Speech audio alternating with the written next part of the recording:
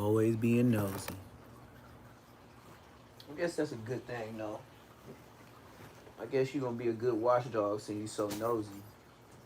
I guess that's what I could give you. You are a very nosy dog, but to be a successful dog for your owner, your puppy should be nosy. So I'll give him that. His nosiness get on my nerves, but you know, it is what it is. Two skeezies. Mm-hmm.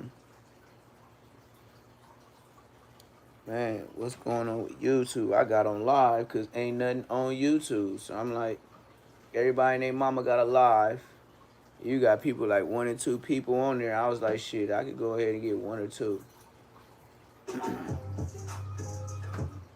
Yeah, Almighty Suspect, man. I feel bad for you, man. Stalking in Torrance. Boy, you know how hard it is to not catch a case in Torrance? You know how many people like me caught cases in Torrance? Like, I don't know. I don't even know what to say on that note. You ain't winning. You taking a deal. You're taking a deal. I don't know what else to tell you or how it might, but no. Nobody goes home from Torrance. I'm just sorry. And that's just what it is. Let me see. Like I said, ain't really nothing to even talk about. Matter of fact, I ain't watched nothing. Everybody talking to Carrot stuff. You said what? I used to live on Western and 226 in Torrance. It's hot over there. Yeah, look, bro. Torrance, bro, nigga. These niggas told me straight up, me and my brother. It's a container here. I remember like it was yesterday. We got pulled over in Torrance. This was like 2018, 2019, when I had first got out of prison. That was my last time I went back. I ain't been back since. Man, they seen an empty peach Amsterdam bottle. And me and my brother was looking at each other like, man, we don't even drink that shit. But the police seen it in a console. Like I said, it wasn't my whip. It was my brother's whip. And since he had just got a job, well, he didn't just get the job. He was 27 years old, and he was getting paid $27 an hour to be a truck driver. So instead of him getting that DUI, because you can't get no DUI with UPS, they're canning you. I think for the first 4 years, you can't even get the if you get in an accident in that truck in the first 4 years, you getting canned. No ifs and buts. It's small writing, big writing. Everybody knows this. If you try that, they're canning your ass. If you get a DUI, you're done. If you got to slip and fall at work and they blood test you and test you, drug test you, because they're gonna test you before you leave. If you get proven to be on drugs, then you leave. One thing I do promise everybody, that Compton UPS over there off of Avalon, in between Avalon and what is that, Central, that big old UPS over there in the Westside Power Rules, right on 135th. And then on my mama, nigga, all the drivers on Crystal. I don't care if Bethel is a fat essay and he been working there for 20 years. Even though he big, he on Crystal. And the bigger they are and the longer they've been there, the shorter the trucks.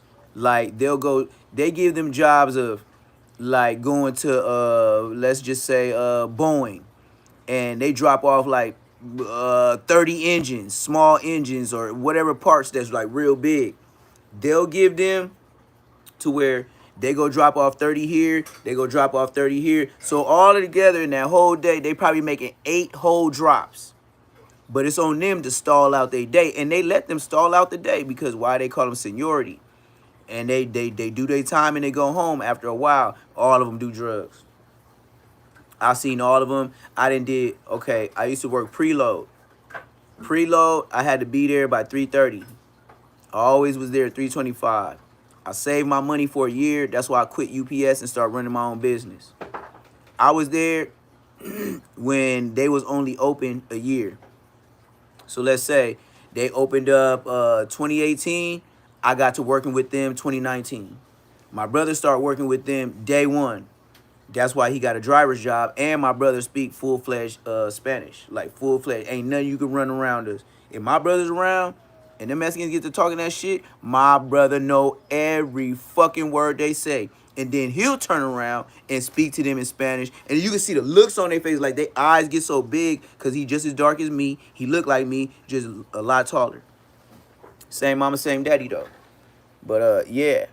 So over there, that's everybody do the drugs. Like I ain't met one person that worked that job that don't be on that ish. You feel me? Everybody be on drugs there.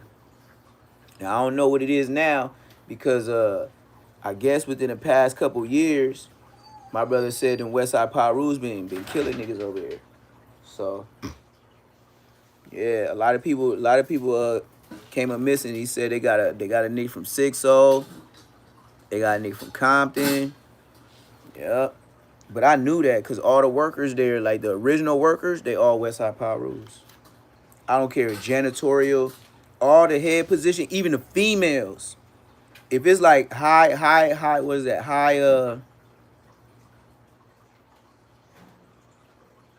value, the high value stuff like iPhones and stuff like that. Yep. The head bitches, Westside Pyru. Yep. And that's why I know niggas was getting set up because they was getting smoked. But you know how that go. You know how that go. This must be a slow Thursday night, man. I just jumped on because nobody was on YouTube. Nobody got nothing loaded. It's like today, ain't nothing happening. Everybody just want to talk about carrot stuff. But after the 4 extra and the suspect drama gone, it seemed like LA ain't got nothing else to talk about.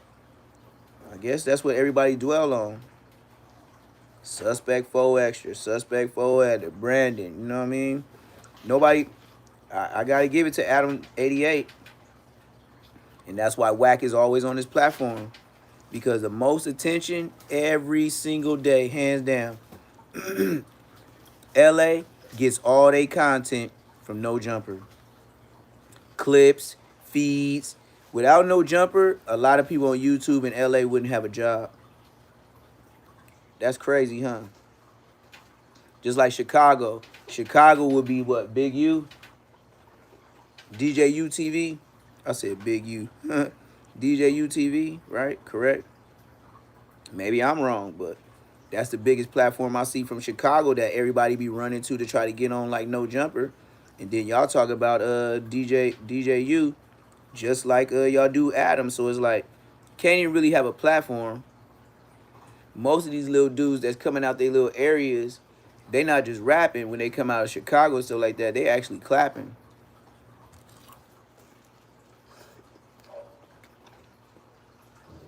The LA rappers, they enjoying life.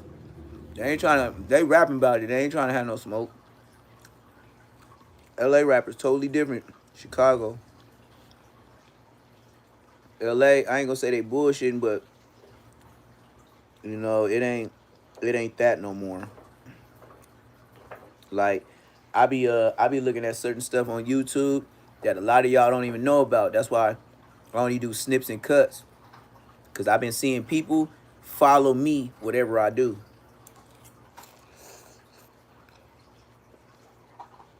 If I get some footage, niggas be watching me so much, they'll come back and get the same footage to make a video. And I know you niggas did not know where to find that. But it's smooth though, you know. That's what make it a cat and mouse with YouTube. But one thing for sure, as long as you do it yourself, you ain't gotta worry about no back door.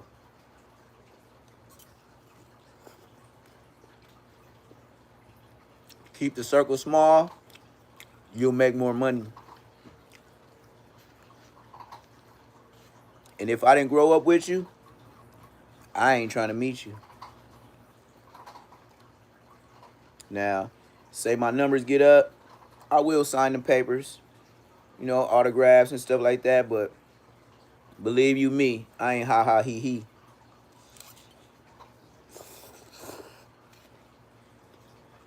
I ain't all the way right. Doing time at different times, you ain't a normal person. You ain't regular. You might try to fight it.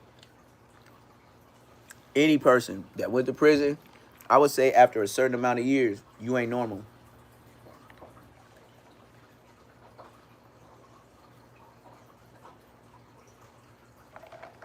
Ain't none of us normal. Might act like it, but you ever seen somebody come home after doing some time, you be like, damn, this nigga acting weird. And they don't even know how to be free. Like, you gotta get out and learn how to be free again.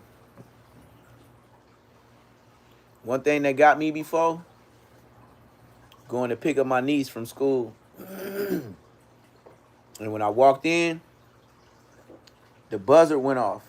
You know, I guess I was a little early, so when I was walking in, the alarm went off for the kids, you know, come out to class.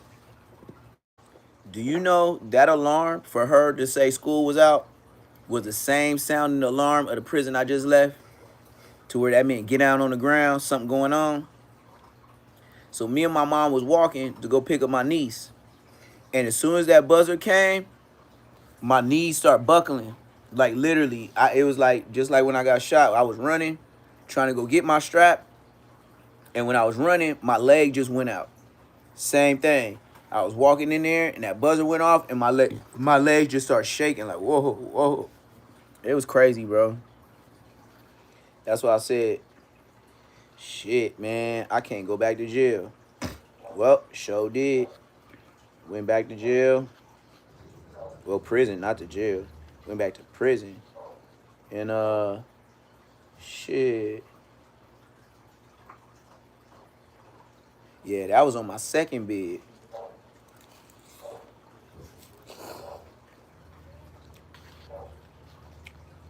Yeah, that was my second bid. I was there 4 times. Sad, huh? It's not a good story to tell. But I did learn a lot. But I know being in there saved my life. I know. Because I was hard-headed. Everybody know I just post in the hood all day. I would have been loafing. I would have been loafing. Because I would just sit up and wait for the smokers to come through. So, of course, you know, if you grew up with your brothers, and then at times of war, that's how your brothers, your ex-brothers, be the one to get up close on you. Them be the ones where you find somebody in the middle of the hood, slumped over, and then you wondering how he got up on him. You already know, he knew the nigga.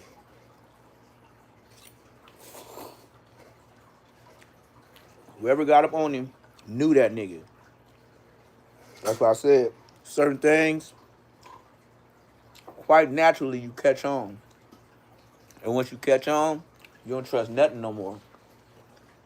And then, once we're friends, you know, everybody that got worse enemies once we're friends. Isn't that how it works? Worse enemies become worse friends. Good friends become worse enemies.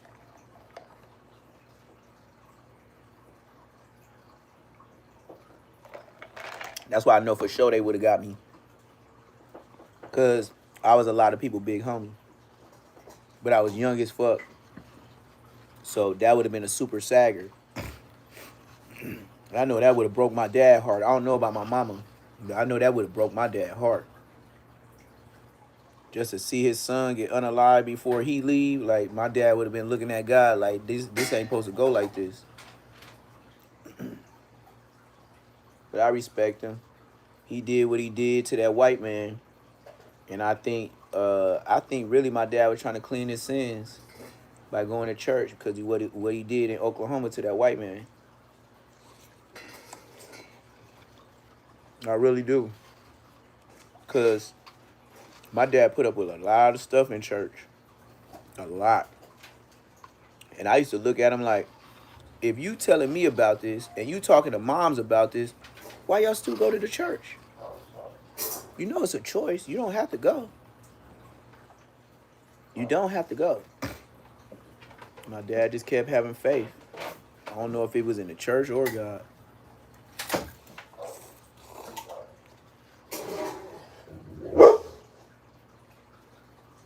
My dad gave the church more benefit of the doubt than me. Sad to say, it's true. They got way more benefit of the doubt. And they would be straight up caught doing what they doing. To the point, pastor having babies by other people. Go back. Go back.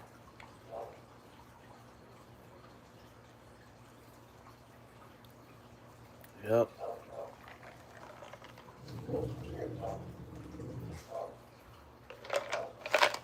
That's why literally to me, I look at church and game banging on the same level. Same shit go on.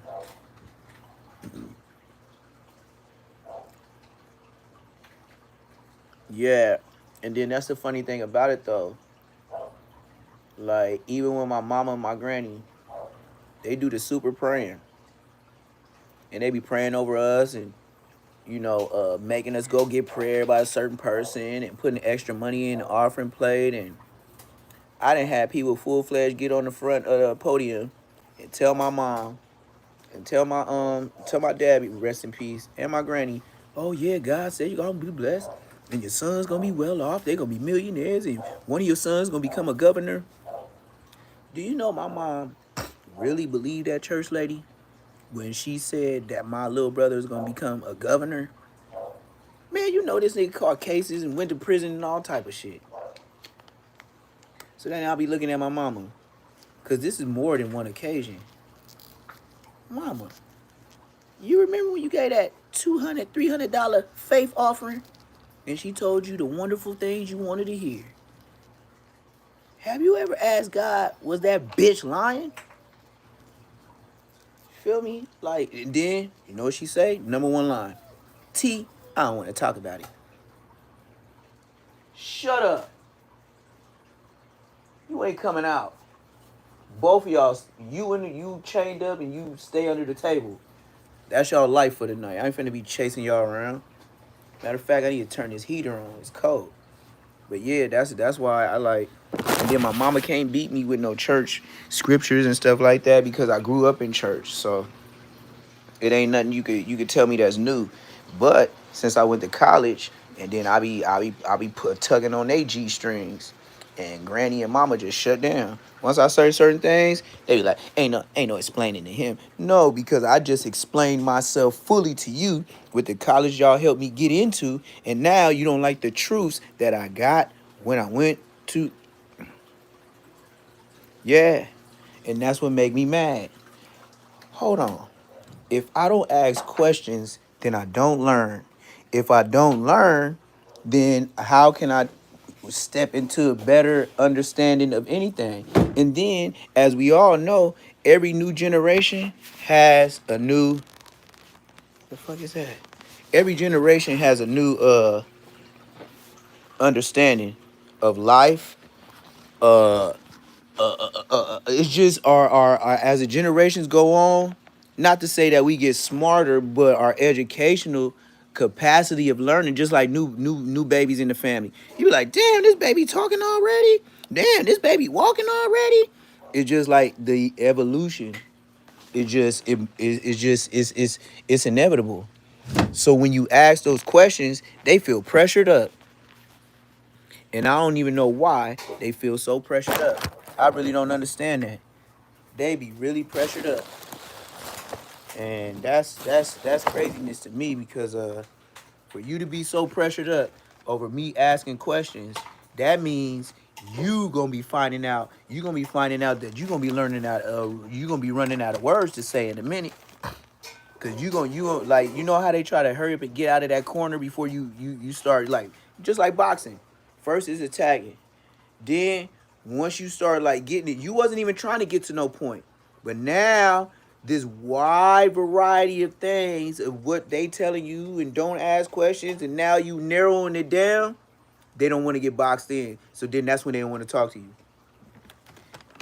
That happened to me so many times in my life. That's why I don't go to church too. Telling me, how the hell is you gonna tell me, oh, my name is Apostle, this, and that.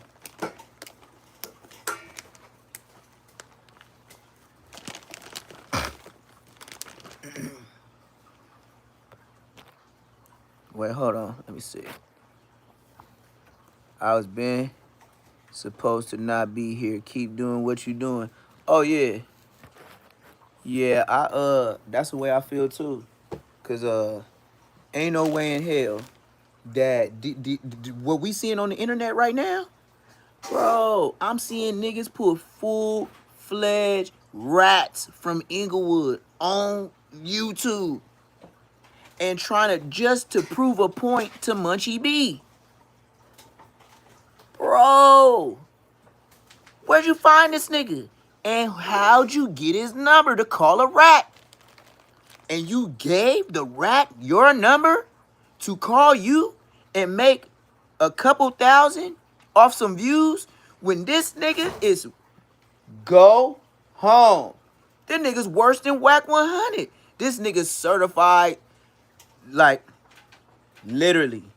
Munchie wears that CMT chain, charm. These is the 3 niggas that make the CMT. And one of them they put on today. Full-fledged rat. Munchie been changed? What you mean? Cause I don't know what you mean by change. I don't know what you mean, cause I still see he go back and forth with Who's, Snoopy Sassy, and Popeye. The nigga that switched his YouTube to a whole nother face of a white man. First it was him, was showing his tattoos. Now he changed it to Al Bundy. That's what I said. Then he puts this nigga on YouTube that calls himself oh yeah. Well, yeah. But before, and then look, Munchie said he first almost got domed in my hood. He said, Mr. Brownlee. Yeah, I know Mr. Brownlee. Man, he told the truth. Like, Mr. Brownlee, he was cool. Mr. Brownlee would step in the middle of your fight and be like, nigga, take your ass. Like, but we grew up seeing that nigga. We knew Mr. Brownlee when he was just a regular ass motherfucking security guard type nigga. You know what I mean? But we was still walking to elementary. Then we went to middle school. Then we went to high school. He already knew who he was because I was playing football for the Inglewood Jets. I was playing Pop Warner and Pee Wee. The motherfucking Sentinel Field was at the end of, I lived on Lime Street. At the end of my street, nigga, I could see the football field and the motherfucking Inglewood school district. Them niggas could walk to my house and get my mama a paper and say he's suspended. That's how close it was. Literally. Nigga, the police knew who I was. The school police used to, man, they'll tell my mama I'm ditching. Nigga, they knew when my mom and dad wasn't home because it'd be a school day and a gang of niggas in the front and all that. Yeah. But it was fun though. But it was like, this is what every hood gets it fucked up. And we all get it fucked up. And this is where I know we fuck up. When we kids, well, back in my time, which ain't a long time ago, but it just wasn't all these phones. We used to do our homework quick just to go outside and play. It was stay in the house. Is you crazy? I ain't staying in no damn house.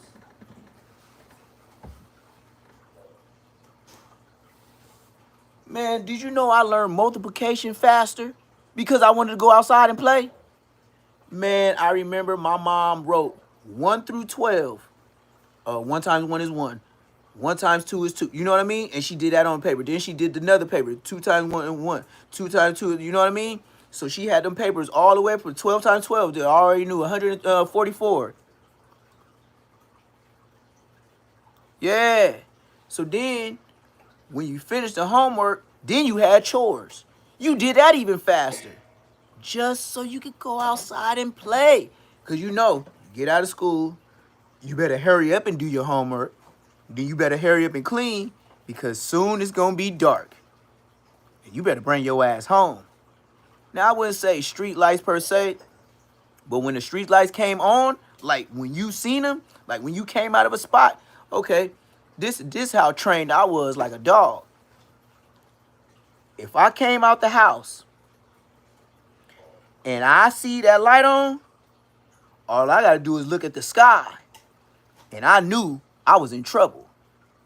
Soon as you came out that house and you seen how dark it was in that sky, you be like, oh, shit. That's the first thing I used to say.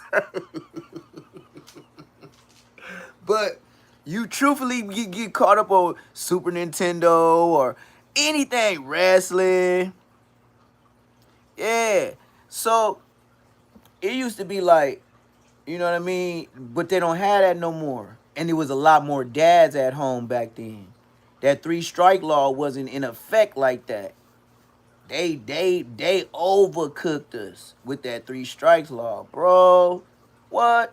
And then when the Black Panthers stormed into the state building at the Capitol in Sac, when they went up in there with all them pistols to boycott something like bearing the arms or something like that, that's when shit changed, man. That's when when they did that, that's when California couldn't possess assault rifles. And then they try to put it to effect of put it under gangs. Gangs are doing the drive-bys. No. They did not want LA to be armed like down south. See, if we all live in America, and this is all the same country, because if it wasn't the same country, we wouldn't all be sharing the same president, correct? So why is it that one state you could carry blammers, and in this state, and you take it to another state, they charging you for every state you cross for not telling them? That don't seem American. We got one president. 50 states. New York, you can buy a gun. You can have a gun in your house. You know, in New York, you can't even have it on you outside your home. So what's the point of buying it? To go rub and polish it and keep it out the rain because it's so tender and delicate? It don't even make no damn sense. But California, you know, same way. Now in California, you could have your gun, but it got to be clipped outside the gun, and then it got to be secured, like locked in something. You know what I mean? So you mean to tell me in the split seconds, now you know niggas is quick. These YNs, they quicker than a motherfucker. Stay away from the youngs. This how you know they young. Skinny niggas. YNs with the Nike text. Now, if you see a fluffy nigga in it, you could finesse. You see them itty bitty skinny niggas in them Nike text where it's skinny and it look baggy on them, get gone. That nigga's a running Greyhound. Bro, he snatched chains, he fast, he hit walls, he smoking niggas like cigarettes, all that. All that. All that. Hussein Bolt ass niggas. I'm talking about fast. I done seen it done. Talking to the homie. Nigga, a nigga asked, hey, can you help me light my cigarette? Snatched the homie chain so fast, I'm thinking he giving the nigga light. The nigga grabbed the chain, pew, gone. I was like, damn. Ain't no way in hell we catching that nigga. That nigga gone. Fuck a smoker run. That was a YN run. Crystal, pills, all type of shit they doing. Shit, nigga probably got balloons in his pocket. And I don't know where the hell that came from. Nigga, balloons. Bruh. Bruh. Y'all do balloons? How much that tank cost? $20? 50 gallon? I'm like, bruh. You know, they warned us about crack. And yes, I do know about crack because I sold it very well. And I even took it to downtown LA. But these young niggas is doing everything. These young niggas, if I go in a house of YNs right now, I'm going to be a square. Why? Because I'm smoking them. I'm smoking weed. And I'm drinking. These niggas going to be like, that's it? No, I'm not sniffing. No, I'm not. What is that? What kind of pipe is that for? Y'all all do this? You too? Damn. You gonna feel like you in a crackhead house. Like, it's gonna be like, this nigga over here doing pills. Let's just take a scenery of a young nigga house. Walk in. He over here popping pills. Okay, cool. This nigga over here got 5 cups off the last 2 cups of lean he already doubled up and tripled up on. Nigga got 7-11 cups, nigga. Then you got other brotherski over here with the goddamn what's that shit called with the crystal bong. It ain't even pipes no more. I swear to God on my mama, like 607 Unk is the pup. Swear to God on my mama. I seen a nigga with a bong pipe. I was like, oh, for sure. Then I zoomed in. I said, I can't fit no weed up in this little ass hole. Oh, that's not for that, bro. This is a bong for weed. What is y'all smoking? Crystal? Now I heard a sniffing and smoking through that little, they be twisting it. And now all of a sudden they Superman. Like I said, them niggas that work at UPS on 135th, the truck drivers, they all on crystal. My brother was on that shit too. On the dead homies. I didn't know because it don't smell like nothing. Man, this nigga had a little ass hole on the bone. And he said it wasn't for weed. How high is you trying to get? If you smoked it in a little pipe and you was getting high, well, I can imagine if I smoked in one of them bullets for weed, you know, put the roaches or a little nug in there, and I'm getting high, but you use the bong to get higher. Golly, y'all trying to meet Jesus. Sheesh. I see why y'all fuck with the bent fin. I call it the bent fin. As soon as you get to twerking and working, man, you bent over. Them niggas be walking like the hunchback of Notre Dame downtown LA. Talking, Neptune, we know you rich. We know you rich. Yeah. Cause I used to serve down there from 12 p.m. to 6 a.m. And I used to tell all the homies, Crip, Blood, Hoover, whoever down there, it just never fuck with no Mescos. I never fuck with Mescos, period. I just don't talk to them, don't deal with them, don't want to know you. If you tell me your name, as soon as you told me, it went right out the other ear. I do not be paying attention to them dudes. Serving down there, you got the gangster smokers, you got the crybaby smokers that always complain, and then you got the hustling smokers that'll tell you when the police coming down the block. But I used to tell niggas, this is why I chose my hours.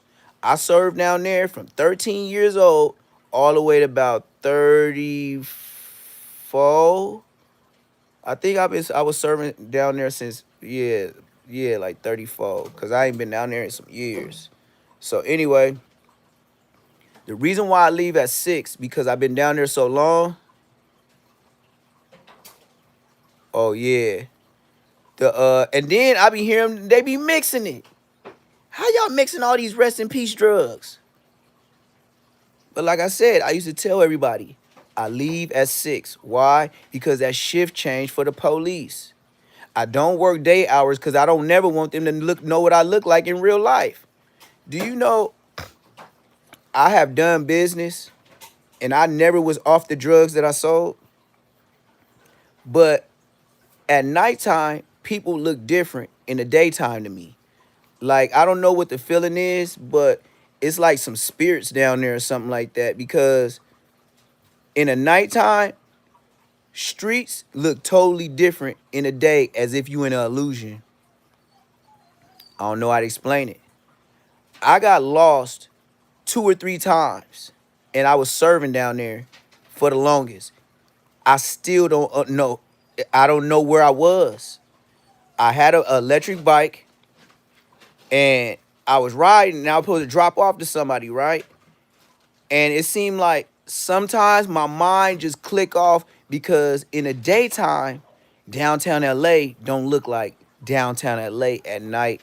I don't know if y'all ever been down there late night. Just drive. Okay. Take this for instance. If I've been serving down there since I was 13, and then sometimes I hit certain streets, and then it seemed like I go in this time zone. I don't know how to explain it. It's like a time zone.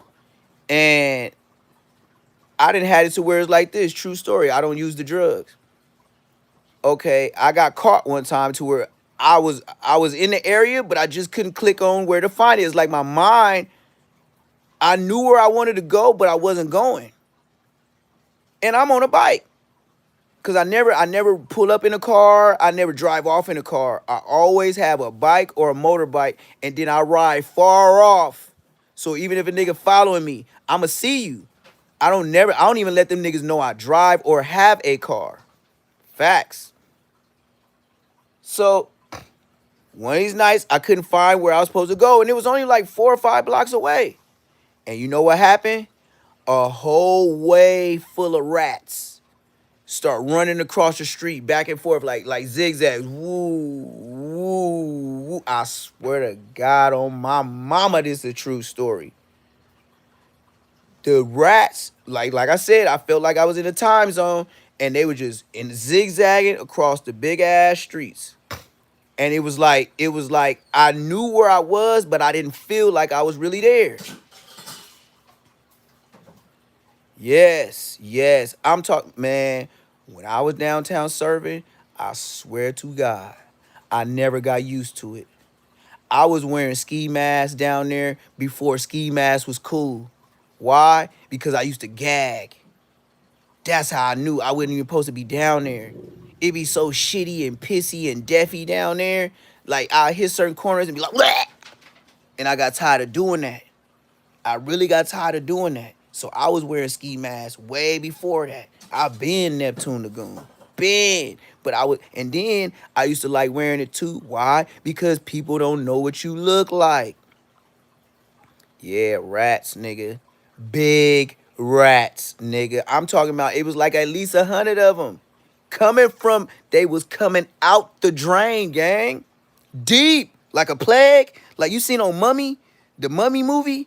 And all them all them locusts and all that stuff, the bees or whatever it is, came all of us. I swear to God. Nigga. It ain't just wild.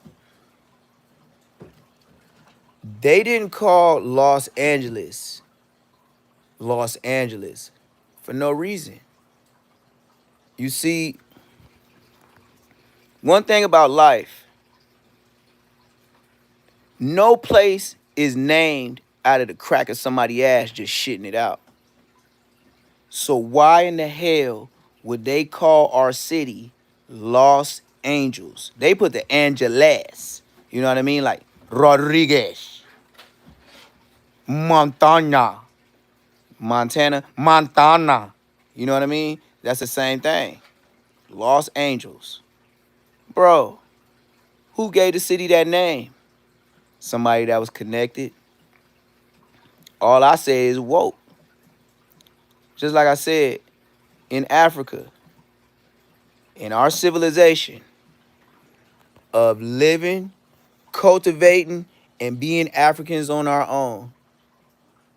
You know what no African ever did until we met a white man?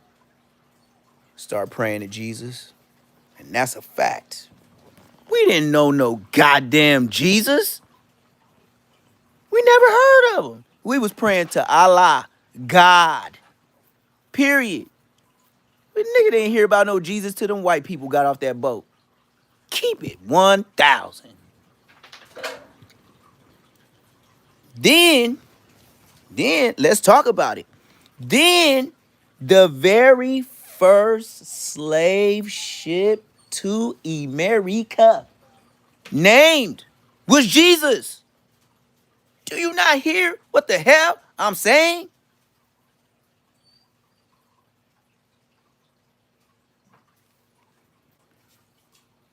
Okay, here's another fact. Why every human being has some kind of melanin color to their skin, but one race of people? Who's the alien? Who looked like they was made up on a science project?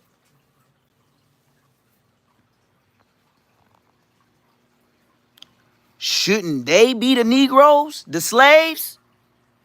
You don't look like none of us. None of us.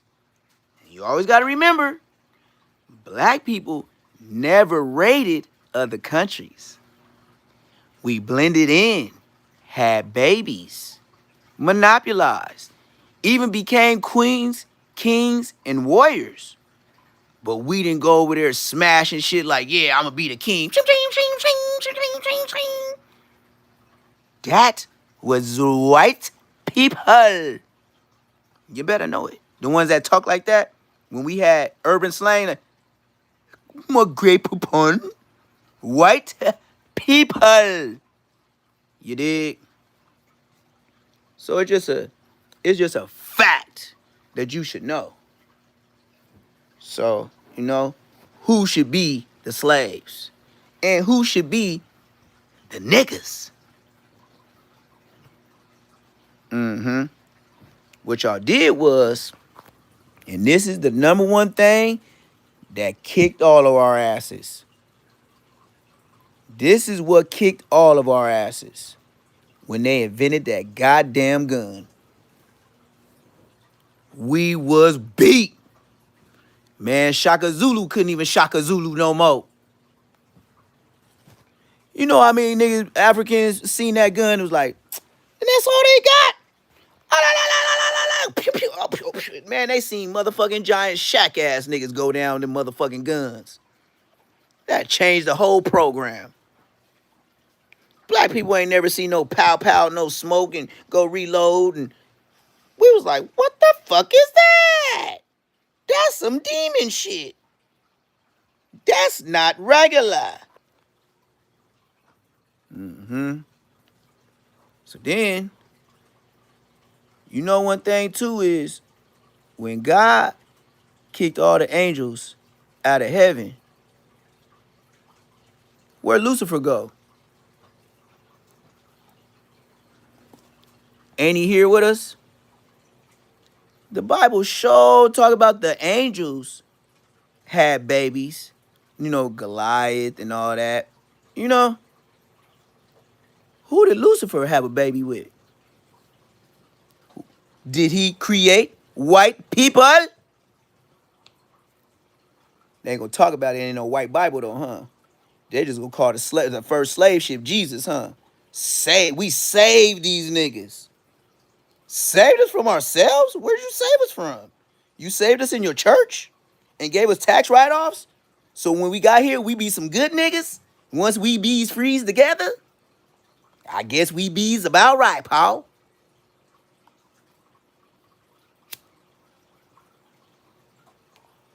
Never in life.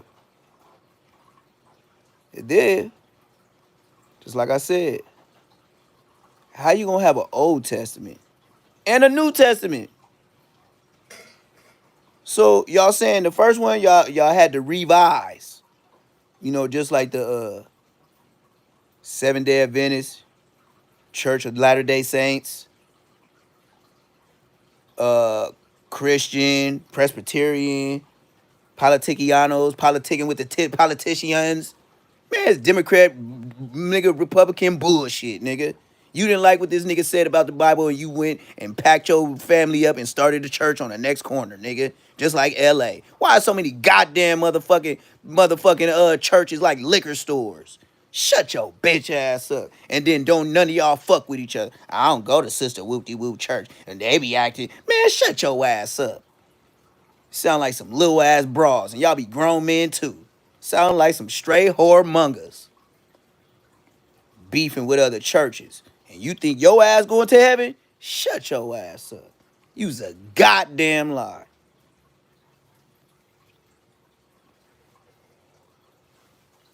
Not all Asians are fair skinned.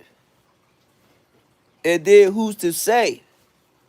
Out of all these years and millions of years, I don't even care how they say how old the earth is. I think you's a earth goddamn year lie. How? Who the fuck is the person to get a timeline of nigga when the motherfucking world was created? Shut your lying ass up. Nigga, how we even know this is 20 motherfucking 25?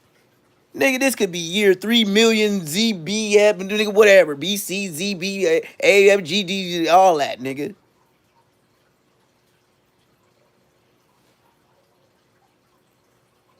Bro, don't nobody know how many years this motherfucking. And then, what's up with these dinosaurs and all that? What's up with the dinosaurs? What happened with that? Why did all of them get extinct? And then you tell us this bullshit ass story about how things evolved. So you said an elephant is the ancestor of. So how the elephant survive? And the pigs and everything else? Shut y'all lying ass up.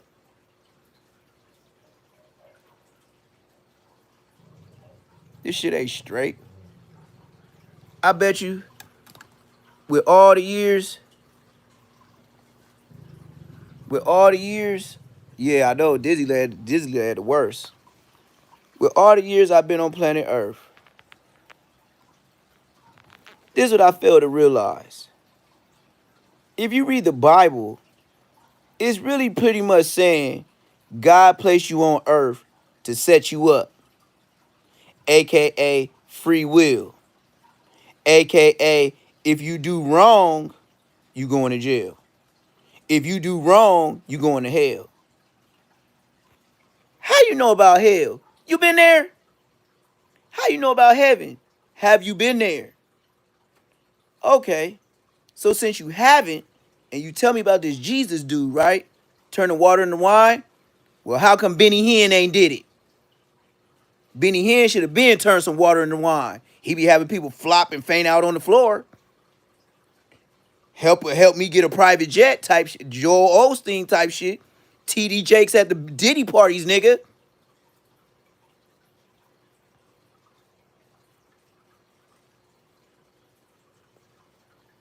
It did. Who's to say?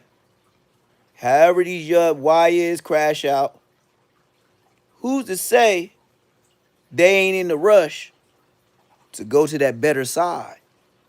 We are humans. We don't know shit. But we can say a perspective. YouTube narrative ass shit. Bible narrative ass shit. What's right and wrong? What is right and what's wrong? If a dog sees another dog cross the line of the yard, he gonna get on that dog ass. That's only natural. You gonna say the devil's in your dog? The devil got a hold. You need to say, do your dog need to pray to go to heaven?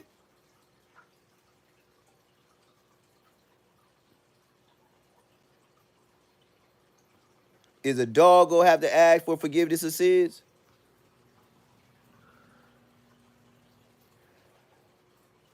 And why do we need to survive off of other things here?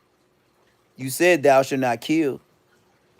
So if it's thou shalt not kill, then that means a plant, a bird. Yep, for sure, for sure.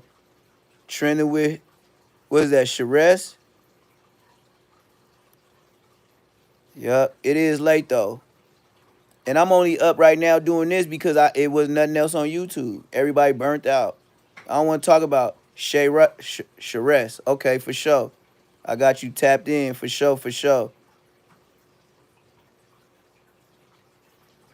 But yeah, like, it's just, and then, I mean, I can understand Adam 22, or should I say Adam 88, Hail Hitler. It's the 8th letter of the alphabet. So I call him Adam 88. He's one of the brothers. But have you ever noticed a lot of white people don't like talking about Jesus and God?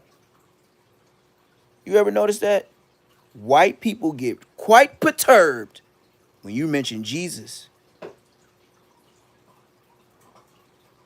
Okay. Yeah, a lot of white people, talk to them about that Bible, and they gonna tell you, I don't believe in that bullshit. And you get offended. I used to too, but I didn't think about it. Just ask a random white person. Yes, definitely Jesus. Definitely Jesus. When you start talking Jesus, they're like, oh man, come on, man. All that stuff is made up. Do you know something that we don't know? Well, one thing I do know y'all knew that we didn't know. Jesus was black. Vladimir Putin put him on blast. Jesus was black. Jesus was black. Why would Putin do that to us? To Americans. To Americans. So, if that's Vladimir Putin's way of getting back at the U.S., what does that say? The person that y'all been praying to, he ain't even the race that y'all say he was. That's a say less moment. He ain't got to say a rest about the Bible. He just shows you who this man was painted originally as. And that's the whiter than whitest place you can be. Russia. Ain't no black folks in no goddamn cold ass Russia.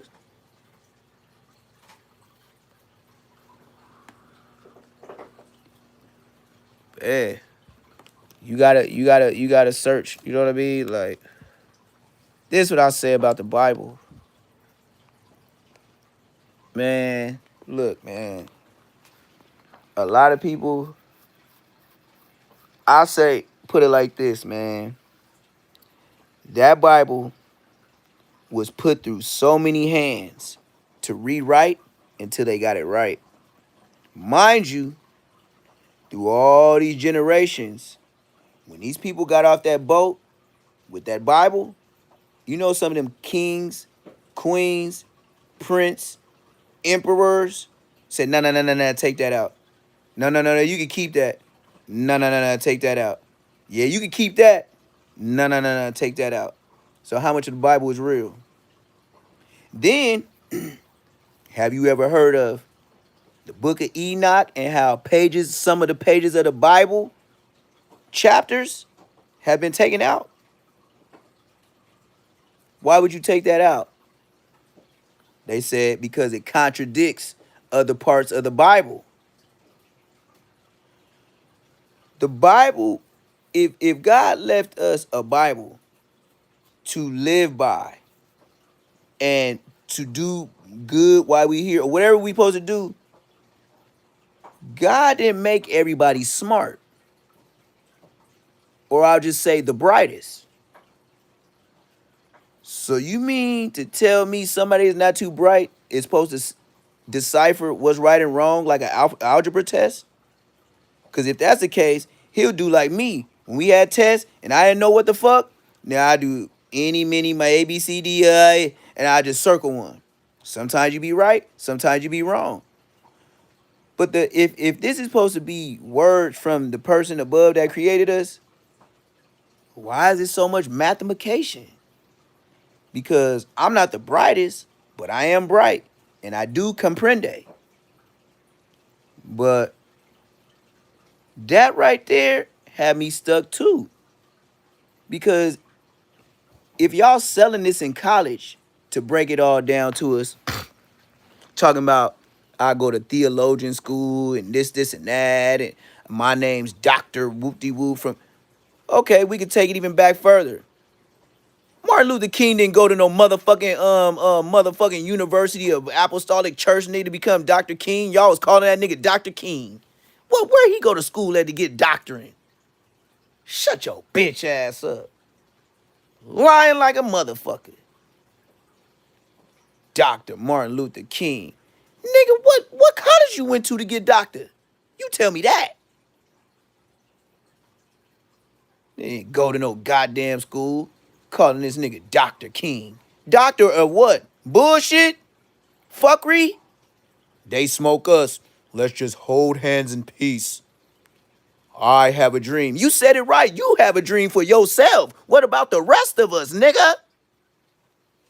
That's your dream of wanting to sit by some white folks in a store and eat next to them in a food place. Nigga, I know my place. I bees with my peoples. You trying to get hung again? Well, go ahead with your peaceful ass. Because I'm smoking some niggas. Just like this man up here. I'm smoking some niggas. Oh, yes. That's why you right by that goddamn window. Shit, I would have went to his church before a goddamn Dr. Martin. Nigga, I'll take the Malcolm. Where did he go to school? Doctor. Psh, your granny big respect him. Oh, Dr. Martin Luther King. He had it right, girl. Yeah, I bet, huh? And how many of you niggas was scraped off that pavement, nigga, with white sheets on your motherfucking ass? Threw your ass back in that paddy wagon like you was a beef patty, right on top of each other. Yeah, and that's why he went so hard. Come on, man. How you ain't gonna be half white and your hair is red? They used to call the nigga red. Come on, man. You gonna tell me a straight black man gonna have red hair? That's not of the African descent, my brother. Yeah. Malcolm X had it all the way right. You know, Dr. Martin Luther King got caught by the feds for having freak-offs? Oh, y'all didn't know? The feds have video of Dr. King having freak-offs with bitches on the road while we shall overcome ass. I bet you did. I bet you did. You know one thing that the feds said about Malcolm X? He was always on his shit around his brothers. He never had freak-offs. Dr. King had freak-offs. And that ain't no allegedly, because it's in the FBI paperwork. You know when they surveilling a nigga and watching your every move on the game. Dr. King was smashing hoes. Yeah. Put a doctor on him. Hell yeah, he want peace. He want white hoes. He want to walk around in public with one. Man, you better know it. Man, how can you praise a man that got a lot of people slimed out believing in that same Bible, coming off that same slave ship? The first one to America was named Jesus. You know why they named it Jesus? Because in Jesus' name, they hoped they got to some land. And they was praying to white Jesus. Yes, sir. They was hoping that boat didn't fall apart, nigga. And when they made it, they was like, Jesus, he saved us. We had to throw about 50 Africans off the side. And that's why the sharks do be following the boats now. But we sure did overcome. Because we had a dream. Ain't that right, Dr. Martin Luther? Yes, sir, boss. Don't cross that gun line, boss. Yeah, that nigga was trained good. That he was a good little nigga. I gotta give him that. He was a good little nigga.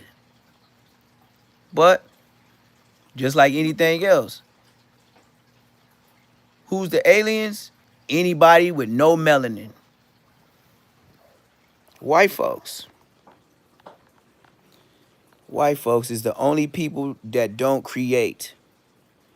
Have a Asian and white baby. Who is gonna look more like? Have a black and Hispanic baby. You dig? Have a Hispanic and half white. Have a black and half white.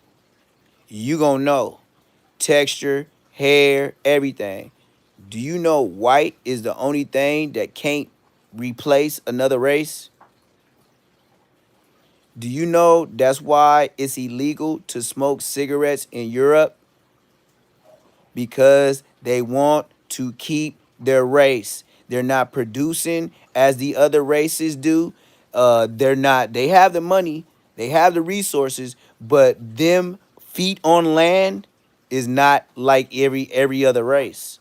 So Europe, there's no smoking cigarettes. It's illegal. If you get caught smoking a cigarette in Europe, you're going to jail like you got weed. How you gonna tell a nigga not to smoke some natural shit from the dust of the earth? It's mandatory that they stay on this planet Earth. Do you know if evolution keeps going and you think about it, if everybody keeps mixing outside of the white race, how many white people will be on the earth? Just think about it. Just think about it as time goes on. Just think about it logically. If white people is at the lowest point of reproduction and everybody else is producing mass, you know what I mean, production of babies, and white people is at the last, you know them little white boys and them little white girls, they love them some other races. You know what I mean? So, I mean, you might have 3 daughters, but I bet you one of them 3 gonna like black guys and probably have a black baby or a Mexican, you know what I mean? And she's already fucked it off. You feel me? She's already fucked it off. You know what I mean? And that's why they dads be so mad. But this is another thing. That's why they got the suburban, middle class area. You ever, like, really, even in LA, where's the white areas? Culver City and further. You don't got no white communities in LA. Where? Who? Glendale? Man, that's Asian like a motherfucker. Where you gonna say, Buena Park? Nope. Filipinos. So where they at? Oh, Simi Valley? Thousand Oaks? Trying to get the fuck out of here? Orange County? Still blacks there. Can't get away. My dad was there. Once we was there, that's when I start seeing more black people in Laguna Niguel, Laguna Hills. And once you see black people, once y'all see each other or family, y'all all know each other, even though y'all don't know each other. You know what I mean?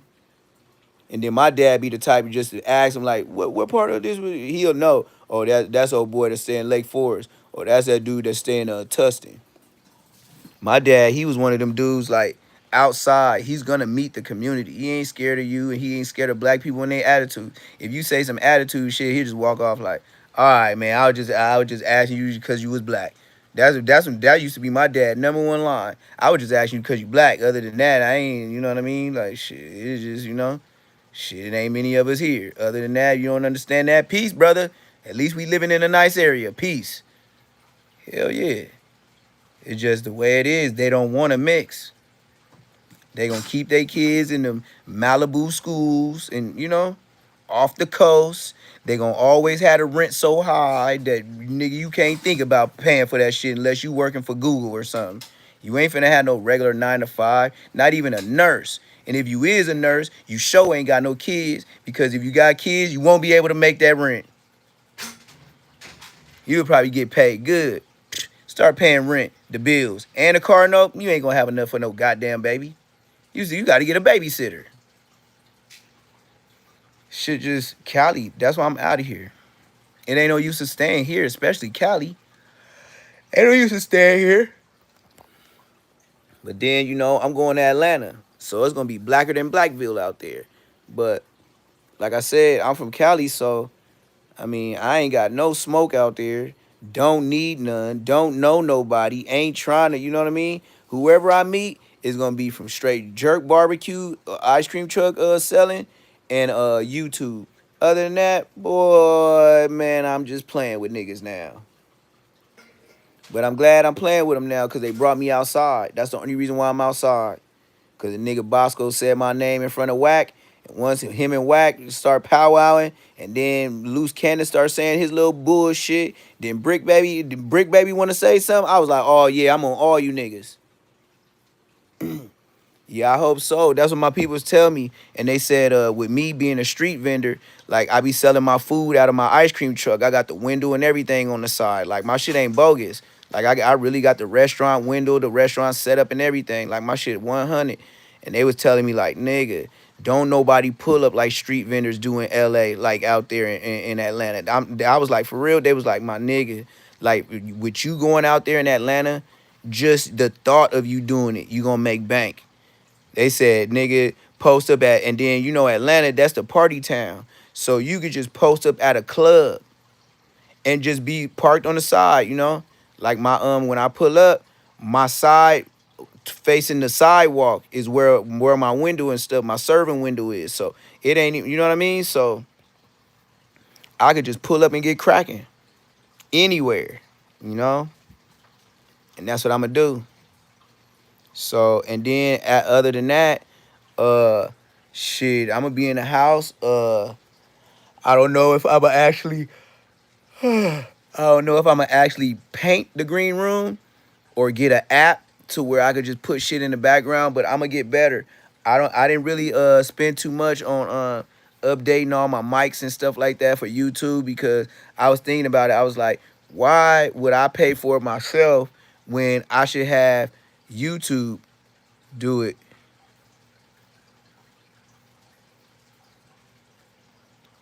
Yeah.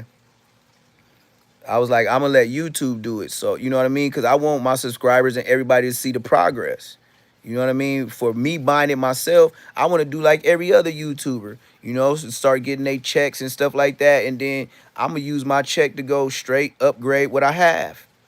But, you know, I got my own little room set up. I got a whole room. So that's what it is. So I'm going to be able to put my little shit up on the wall, and I'm gonna draw some of my logos. You know what I mean? I ain't gonna do it the cheap way. I'm gonna take my time. I'm gonna paint it on the walls. Whatever I gotta do, it's gonna be a big old say less. And nigga, I'm not playing. I'm not playing. I'm gonna have more. I'm gonna be like I said, I'm gonna be more comfortable to where I could literally start posting all my shirts, my t-shirts, my hat, all my merch. Cause like literally, if you look through my Instagram, you will see my whole life, tattoos, everything. I do everything.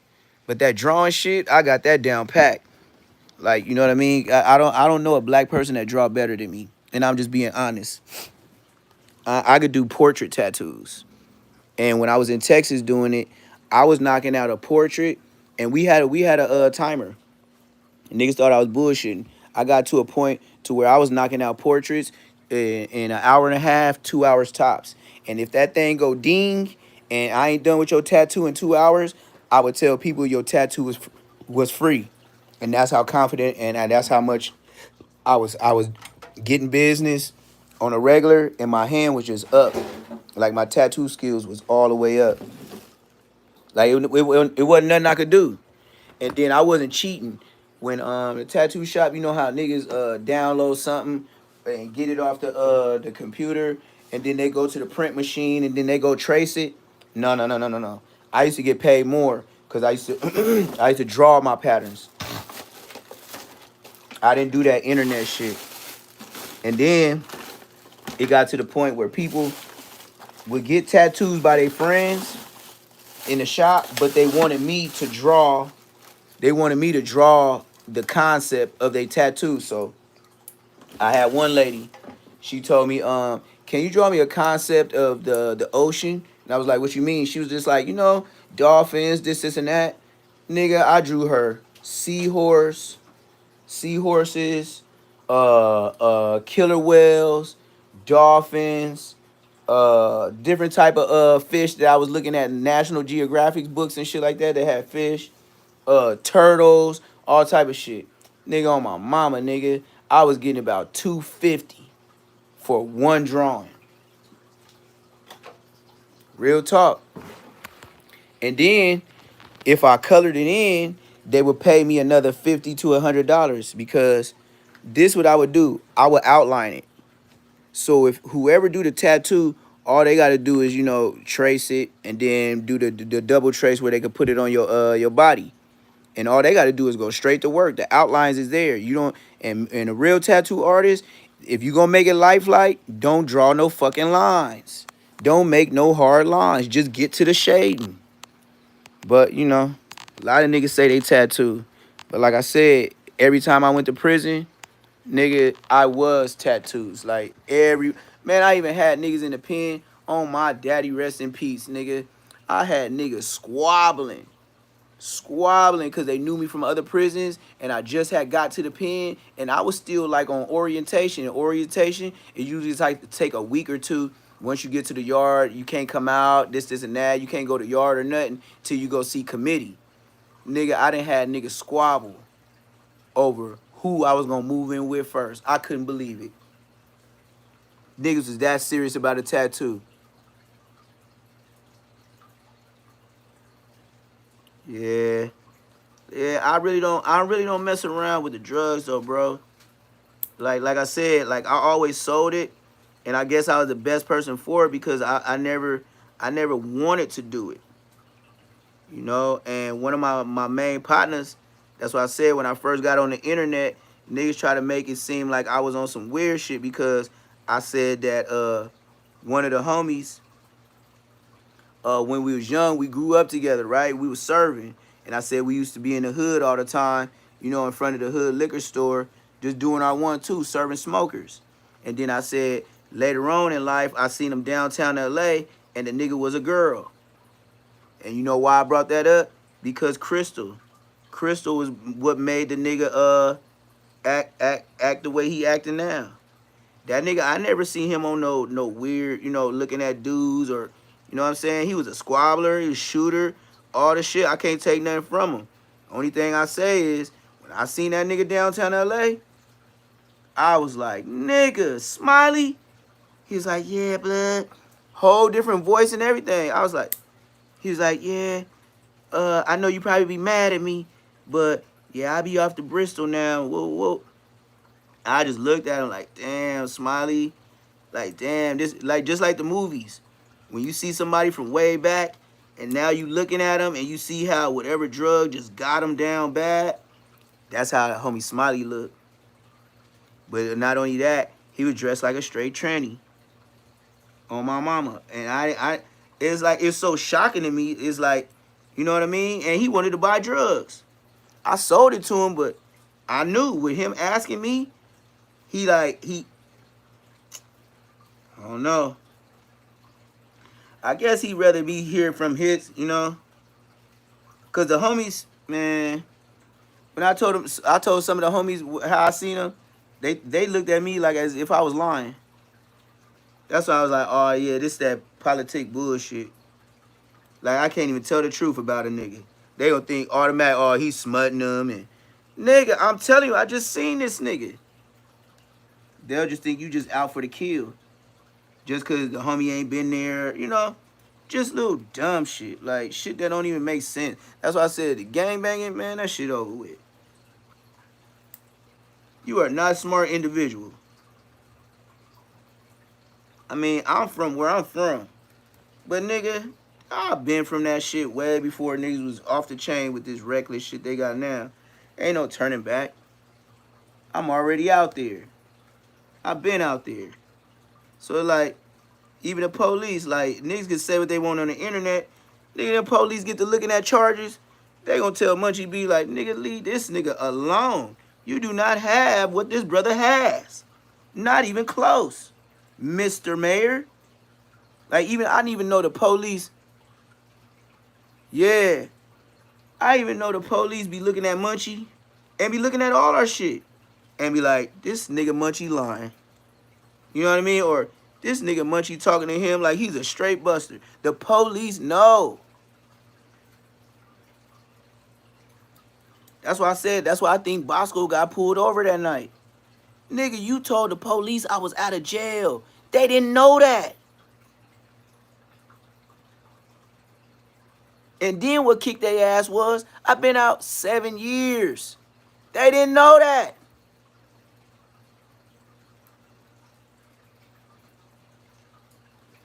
You know how many times I done slid through the hood in different whips?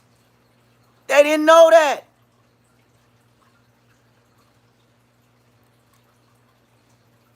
But one thing for sure is, every time I slid through them blocks, Bosco, you and the little homies ain't never been in the hood.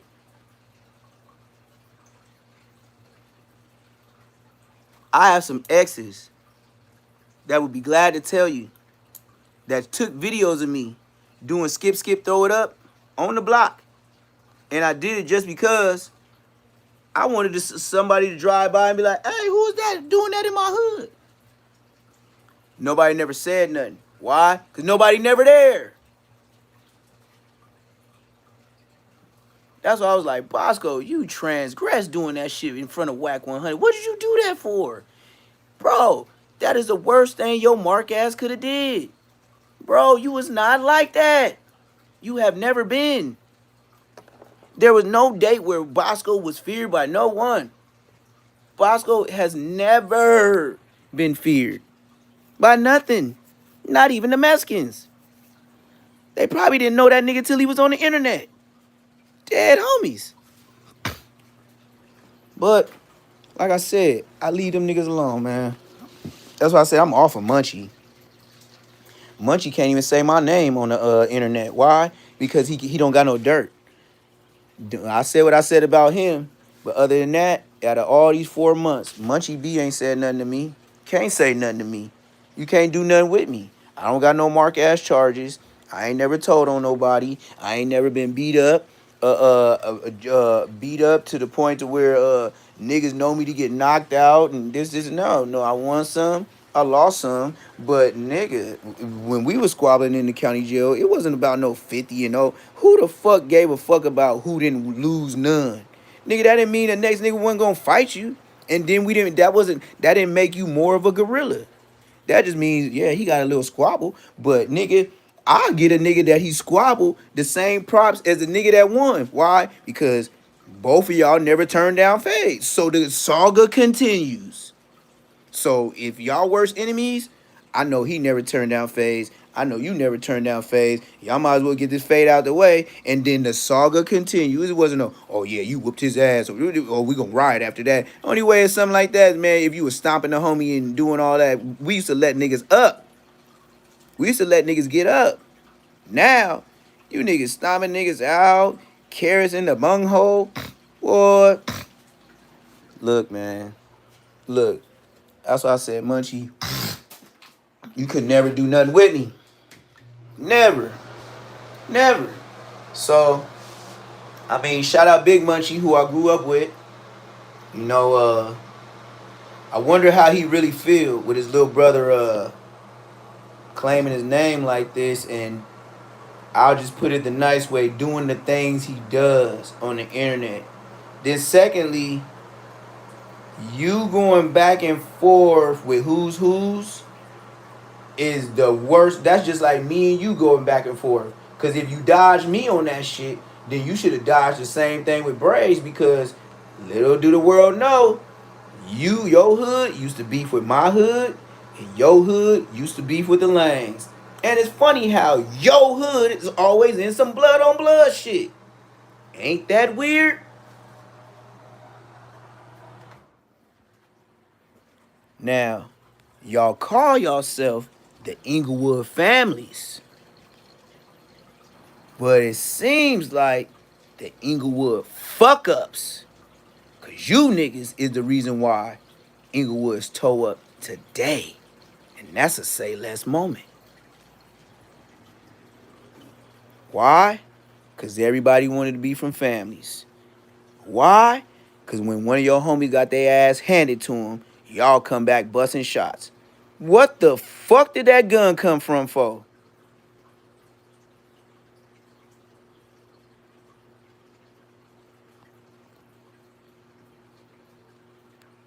Yeah, but it's crazy how niggas who overdo they part with shooting, killing, or being too tough always go bad. Have the balance. Yeah, but this what I'm saying with them too. All them niggas that was super over Mr. Do It's is the same niggas pleading to Jesus and talking about change the streets. Nigga, you sound like all the programs you been going to trying to go home, nigga. And I know why you talking like that. Cause just like you told the world, the police be watching all this game banging stuff. Yeah, yeah, yeah. That's why you saying that little bullshit ass story to help your little bullshit ass go home, nigga, from parole, nigga. Nigga, you in there, nigga. And I ain't gonna lie, nigga, it might sound rough to say, but nigga, red flag, you need to stay your mark ass up in there, nigga.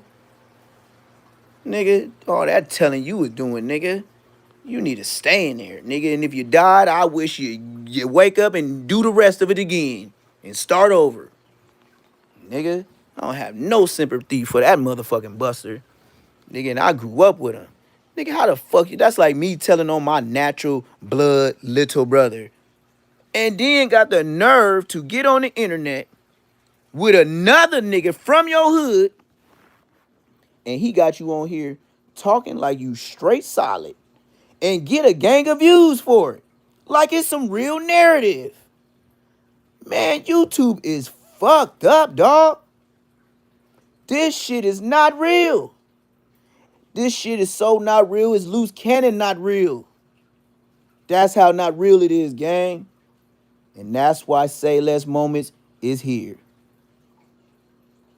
Yes, that nigga was on Sherm Sticks. I used to call him Wet Daddy. Every time this nigga red flagged the snitch, used to come, blood used to get off that bus right there across the street from Inglewood High. Blood get off the bus. He'll always have some dickies. He'll always have that red belt hanging all the way to the ground. Blood used to be sagging so hard, nigga.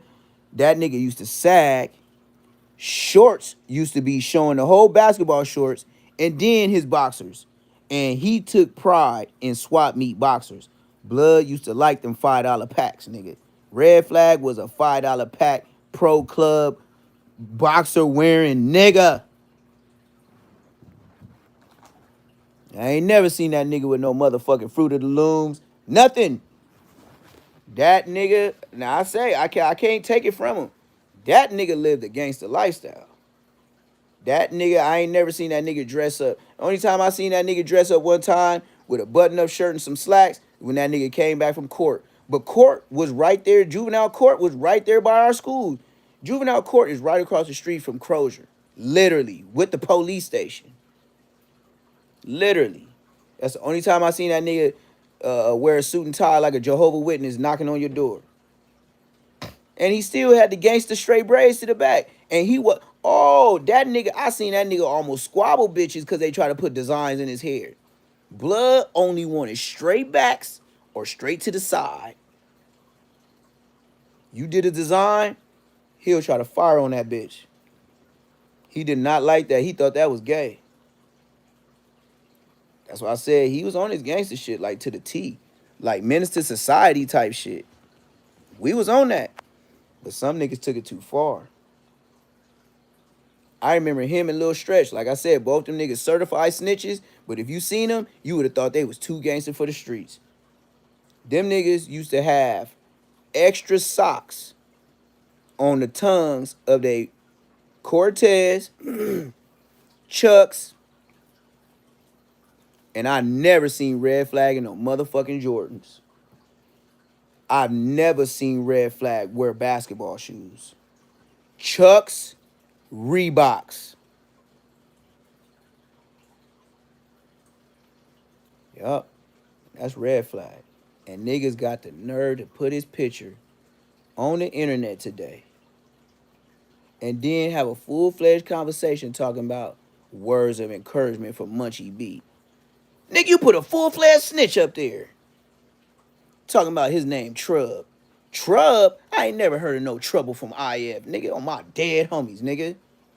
Nigga talking about, yeah, big homie Trub. Yeah, it's so many years in between your snitching. I'm still alive. Nigga, I know what you did last summer, nigga, cause I grew up with your mark ass, Julius. Yeah, I bet you changed your name to Trub. Yeah, look on your government and look on that motherfucking card, your prison card with your motherfucking ID and your CDC number. I bet you that shit say Julius. You can change it up all you want, nigga. I knows you. And you told, nigga. Nigga, I put it out there like 600. Nigga, you was a nigga. 2003. Look it up, nigga. Julius, Lazaro Castro, and Tiny Buntry. Nigga told on them niggas. And Tiny Buntry and Tiny Bogart related. So you told on like cousins and brothers. You stupid. And you know they granny. And they granny know your granny. Nigga, you told, nigga. I'm saying too much. You know what I mean? Because, nigga, why would I have to explain that to you? You should have been thinking about that before you started talking to them goddamn police. I bet you if you kept your yap trap, nigga, even if they did find you guilty, nigga, you would have been able to fight on appeal. But you just had to snitch. How the fuck is a detective gonna tell the judge to give you a deal? Shut your dumb ass up.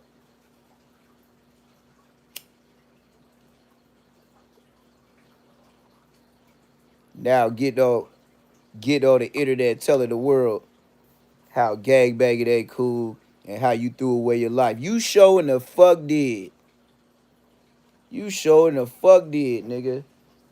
Cause if you thought rest in peace in niggas was natural, don't cry now, nigga. I'm sure your granny told you when you went to church with her, thou shalt not kill, nigga. And thou shalt not get caught, nigga.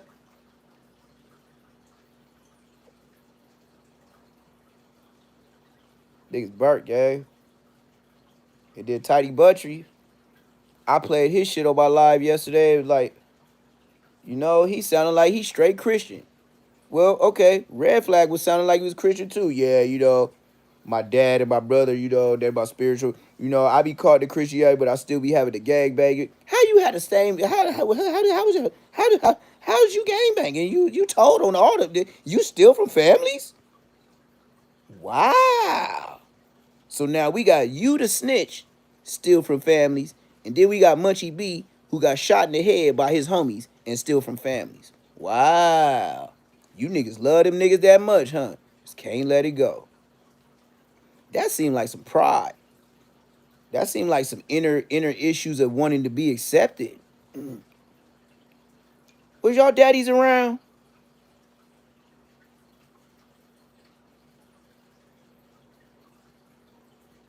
Ascari, I never see your dad. But I know your dad is Ascari Banks, little Munchie. And your big brother name is Dagan Weed. You dig? Or maybe y'all didn't hear that. Big Munchie name is Dagan Weed. Little Munchie on the internet who got his whole big brother swag all the way down to the ducktail. Ascari Banks. That sounds like some cucumber riding to me.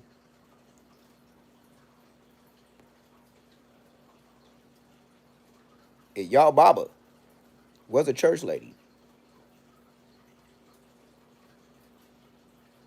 Yo Baba hated Munchie being out in the street with us.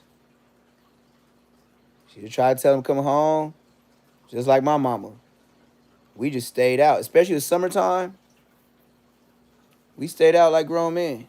I remember sometime me and Munchie went home at 2 o'clock in the morning. I knew I had to come home before 3, or else my dad gonna have some questions. You cannot come in after him. He would tell you, if it's 3 o'clock and I already made it home, and you see the van in the front yard, don't even knock on the door. You might as well just stay where you at. You already violated. It's too late to be coming home. You don't pay no bills. Now you can explain your story and probably get your ass whipped tomorrow. But as far as coming in tonight, you better go back to your hood and go sleep in one of them cold ass shacks. And he knew we had him, so it wasn't no excuse. Cause he'll hear the homies talking about it in front yard. Shit, we had abandoned houses in the hood. I remember it was one abandoned in the house in the hood. I'm talking about 3-4 bedroom, water, work, and the lights for about 5 to 8 years straight. And we was in that bitch. Yup. And then if the police come, it was a way to where it was a window where you could jump out, and then it was a back shit. It wasn't a shed, but it probably was a garage made. No, because it had a garage area. I don't know. It was just a little room inside, like, you know how Uncle Phil had the little pool house for Jazzy Jeff. I mean not Jazzy Jeff, but Fresh Prince. It was a house with a house in the back, and it had windows, doors, all the shit, and that's where we used to hide from the police because the brick walls was real high. So you know, the only thing we'll have to be mindful of is shutting the fuck up and stop being loud, especially them bitches when they be like, they can't even see. Shut the fuck up. If they could hear us, then they gonna stay around here longer. That's why I never understood why the homies be bringing bitches there. Like, the spot is been burnt. Now they just gonna be in here longer flashing the lights because y'all in here making gay ass noises. Yep, I used to be on that shit. But yep. That's where I know all these niggas, man. All them niggas was up in there. But Munchie, he was dip in, dip out. Munchie used to visit every hood in Inglewood, though. That's why he became famous. Because Munchie B, his hood was dying off. His hood, he was from Dime Block Hustlers off 110. Then he told me, he was like, hey, the homies is breaking up. Like, you know, the hood dying off. We ain't finna be a set no more. I was like, yeah. He was like, on blood. He was like, I think I'm gonna be from Crenshaw Mafia. Some of the homies turning families, but I ain't gonna turn families because everybody turning families. I was like, yeah, I ain't turning families either because everybody from families. That's exactly what me and Munchie conversation was both before we got put on. That's why I said, little Munchie can't do that with me. I didn't have them conversations with your brother. That's why it's like, you can't do nothing with me. He's gonna tell you. That too? Yeah, you don't know Blood, because Blood was in the pit all the time. Blood was doing shit like Blood. Like, how you gonna know me and I'm in prison all the time? Nah, don't nobody. I can't give no. Don't nobody run nothing. Or okay, if you say Hoovers, then there'll be a Hoovers in Inglewood. If you say Hoovers, whoever run in LA will go ahead and set up shop in other niggas' hoods if they run LA. That's all I gotta say about that. That's just like Nipsey Hussle saying he the greatest rapper in LA. You know what I mean? You could say that, but it's not a fact. Hoovers, now they got the most beef. That's what I give them that. But I would you can't say run. You can't get them running. Don't nobody run LA. Ain't nobody too gangster. Everybody know everybody hood got hitters. Like everybody hood got hitters. You know? It just be that internet shit to where, you know, this dude sounds better or he looks better. You know what I mean? Like a Tookie Williams for the Crips.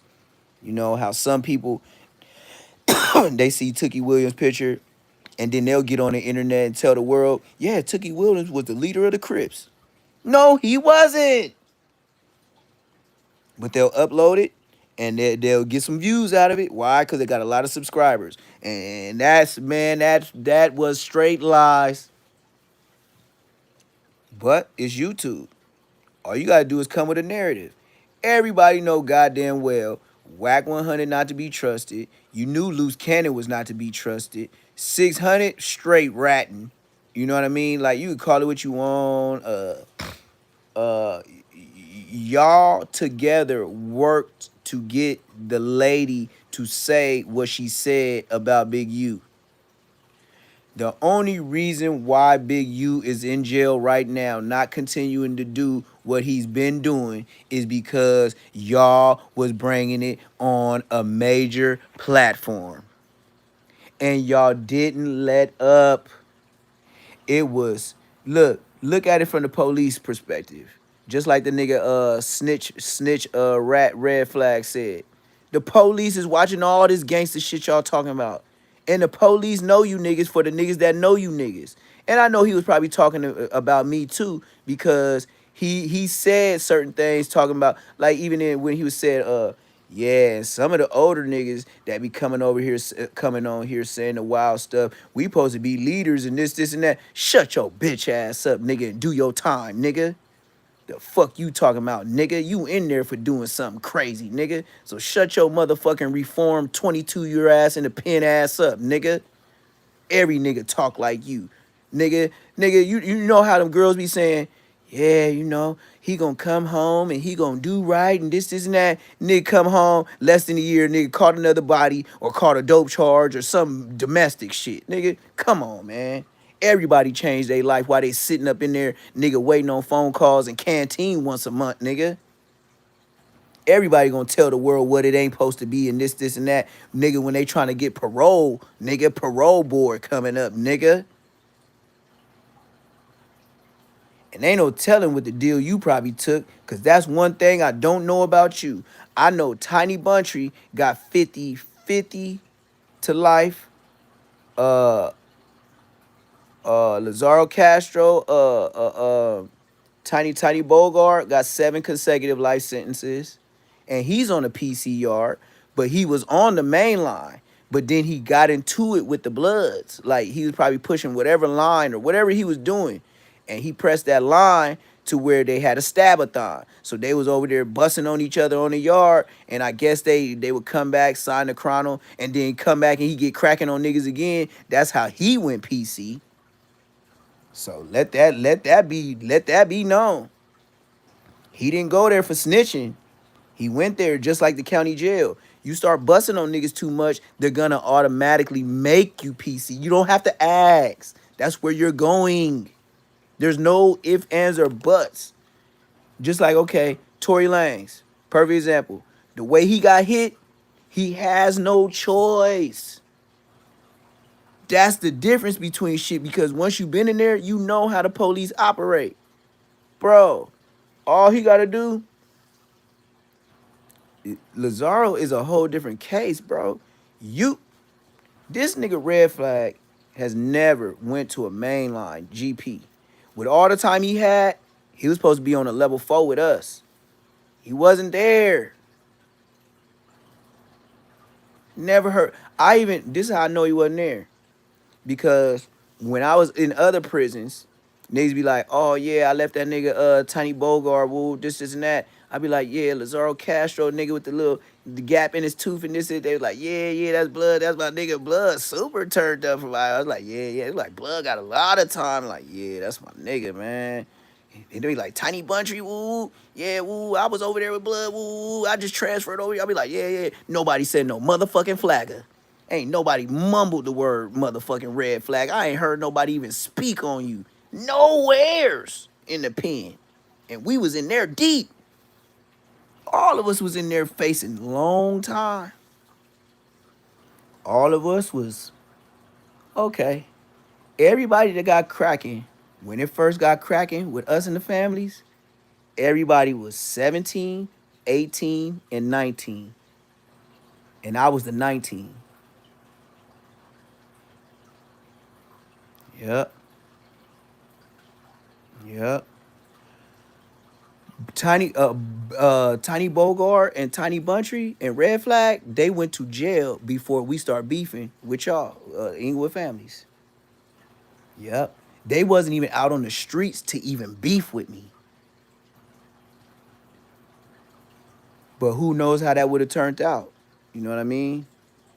Because it could have turned out to where when your homie got beat up from the little homie, Lil Buku, who was younger than you, I was like, what, 17? About to turn 18? You was 25 from IF. and y'all was shooting dice at Darby Park, where he know he wasn't supposed to be. We wasn't even beefing, but that ain't your hood. What are you doing over there? If you get smoked over there, you know what a lot of homies gonna say, and even when we wasn't beefing. Blood shouldn't even been over there. They thought blood was from families. Then we gonna be like, yeah, he just got smoked. Being over there shooting dice at the park where niggas know where to find niggas. And you shooting dice. You ain't finna be paying attention. Why we know this? Cause we done ran down on niggas shooting dice. Niggas be so worried about them dice and them dollars. They ain't worried about they flag, they hats, the colors they wearing, the chucks. That's what make it so easy. Dice games, boy, you know how many times the 6-0s be just out in the front yard at somebody's house, nigga, on the steps, like the Ice Cube Friday steps, and be shooting dice in the front? Nigga, drive-bys was still alive. Some niggas was scared to get out the whip. That's a whole nother story. But I don't know, man. I'm just glad I'm here to even if it's on a lower vibration. It's only I'm gonna be lower vibration for a little while, cause you know everybody keep telling me like you bounced up. You know, you didn't bounce up like who's and get all them subscribers and stuff like that. But with you staying at it, people didn't see me. When I first sparked, I didn't get to the thousands. I sparked at about like 3 something. Within the first like 2 weeks, I was like 300 something subscribers. So then I was hollering like, hey, woo. So then as the time went on, after these 3 more months later, now I'm at eight, whatever I'm at now. You know, it's just a matter of time. I'ma stay on it. I'm for sure to take y'all on different journeys. And as this internet world and these people keep clouting up off of saying different names because they beefing with other niggas, oh, you only see and Hefe, with him going on No Jumper, his business move is more exposure, more publicity. I'll get ads. What's ads? What does that mean? Like I don't know what ads is really. And then like I don't even know when you actually start getting paid. I don't even know how many subscribers you should have before you even get paid. But that's why I said that's how non-worried about it I am, because I stay on it. But I don't even know how many subscribers you supposed to have before you start getting paid. Oh, commercials? Okay. So that means that I have to. Oh, okay. Okay. And all right. So how does it work to where, okay, with the ads I get paid. Okay. Now off of views, what do I get paid off of each view? Like as my subscribers go up. Are they gonna automatically pay me for the views that I get? Or do they like I don't even know how to explain it. Do they pay me for the views that I get along with the ads? Or like I don't know how it goes, because I just learned from somebody else today that said when she got to 700 on TikTok watch time. Oh, so you get paid off watch time. All right. So I guess that's why ODM Slim be on live all day. You'll catch Rich Trapper on live all day. But I'm not subscribed to neither one of them. I'm not subscribed to Rich Yapper, Old Dusty Draw Slim, Nina Girl. Cause all these niggas got shit on them. Nina Girl, once I tore up kicking cat being bull by putting Bosco and Munchie B on blast, I tore that up. So then they put Spider the joke on Spider's joke on snitching on his homie, Snoopy Blue. Then they put a Nina Girl business out there. He was trying to allegedly grape Jackie Loke, that just recently died from East Coast daughter. Then you got old Dusty Draw Slim talking all that shit, but then he got a video on the internet getting whooped out by his homies. I'm like, what kind of general or OG you expect to be, nigga, and your own homies don't even respect you to take the goddamn shit down. Your homies still getting paid on your ass. And then the nigga, boy, for the nigga that uploaded it, that boy wouldn't be around these days. He would have been missing. But anyway, you got whooped out by Debo in the side, nigga. Two niggas, you was looking like you was getting whooped by four. Nigga, stop it. Talking about I walk with him. How you walk with him, nigga? You live down the street from T-Rail, nigga. You niggas all in the valley. You, old Dusty Draw Slim, down the street from T-Rail, and Smack, and AD is not far. Y'all all in the same motherfucking Valley City, nigga. All you niggas live in the valley. Yep. The only one I don't know about is AB, the big fat old nigga. All you niggas in the valley, nigga. All you niggas live by each other. That's why all you niggas be on each other's podcasts. And when me and Popeye was getting on your motherfucking old Dusty Draw Slim on his live, nigga, he would mention him, but he would not mention me. Why? Because he knows. And then the chat was trying to bang for him. I remember that. That's the last time I got on old Dusty Draw Slim, nigga. I got on his live like 3 times. And then all he could say is, gay. Yeah, okay. That's all you got? Munchie ain't told you nothing else? Oh, okay. Trash can lies, nigga.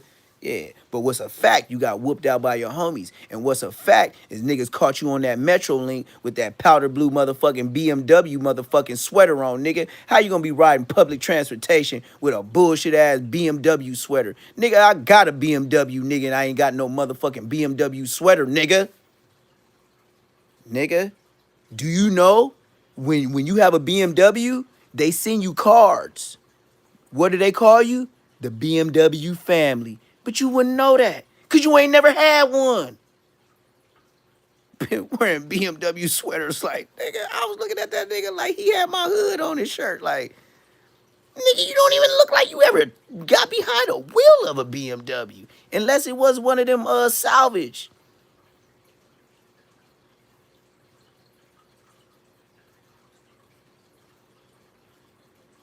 Yeah. You see how hard it was for them to squeeze out Rich Yapper? I remember Brick Baby when he did his subject about me, like OG Neptune Lagoon, the Blood Flow Extra, County Jail. Nigga, I remember I was watching No Jumper because I said for sure they finna say my name because I was gonna make a clip about it. And right when Brick Baby was finna mention me, he said, yeah, and that other dude that just got on Munchie and Bosco. And then he said, oh yeah, you told me not to mention his name. And he kept breaking down the blunt. While he was looking at him, he was like, yeah, you told me not to mention his name. They didn't mention my name. On purpose. And then Rich Yapper gonna try to call me. He gets in contact with me, calls me, and then he didn't even know while he talking to me, I'm watching this nigga on a whole nother phone over here. Yeah, he's stupid. He's stupid. Yeah, he finna call in. Yeah, he think I'm going to pick up my daughters right now. Yeah, we finna get on this nigga for Munchie. Hey, Munchie, continue to watch. Woo, Munchie. He finna be here in a minute. On the dead homies, he did that. And I'm watching the nigga. And I'm going so slow because I told him I was driving out and about, but I was. But then when I came in the house and I put it on my motherfucking 85-inch, nigga, and on my mama, nigga, I'm seeing this nigga, yeah, he finna be calling back soon. Yeah, give me a minute, man. He gonna flush his own self. That's what he was doing. That's why I said Rich Yapper's a bitch. Just like Whack 100 and everybody else. On some sneaky ass shit. Who else I don't fuck with? And I'm talking about personal don't fuck with. Rich Yapper, liar. And he butted his way into the social media. He didn't have no problem with Suspect. When did Rich Yapper get into it with Suspect? Almighty Suspect? Never. He just jumped in on some beef. Why? Because he wants in. He's been working too hard not to be on No Jumper. That's the way he feels. And then have you ever? And another reason why I don't like Rich Yapper, cause he got that 7, you put that 7, yeah, he got that little Mike Tyson little, yeah, he got that little slippery, slottery ass to talk, nigga. He sound like a little sissy boy. Yeah, he sound like a straight sissy boy. Yeah, so this is one of the top, and then that nigga talk like he's selling cars. No, absolutely not. I would never let that white man clout on. Look, if you didn't say my name in the beginning, don't say it now. And that's how I feel. That's how I feel. He said it's a list, my nigga. Yeah, that slippery, slottery. But the shit has to be to like the make sure you subscribe. Whether the tab, I'll be like, man, shut your daffy duck toffing ass up, nigga. He said everybody got a little zest monster in them. I can't even listen to him long. Yeah, he do. I get that vibe too. He thinks he's above. He do think he above. I do get that vibe. I can smell it on him. I could smell it on him. I could smell it on him. He do think he above. And you know what he told me when he first met me? He told me he was not a gang member. He said, yeah, I'm not with all none of that, man. I don't got no dog in the fight. You know, I know Munchie personally, but, you know, this isn't that. Yeah, like, man, it's just, he, you know, he butted his way into that beef.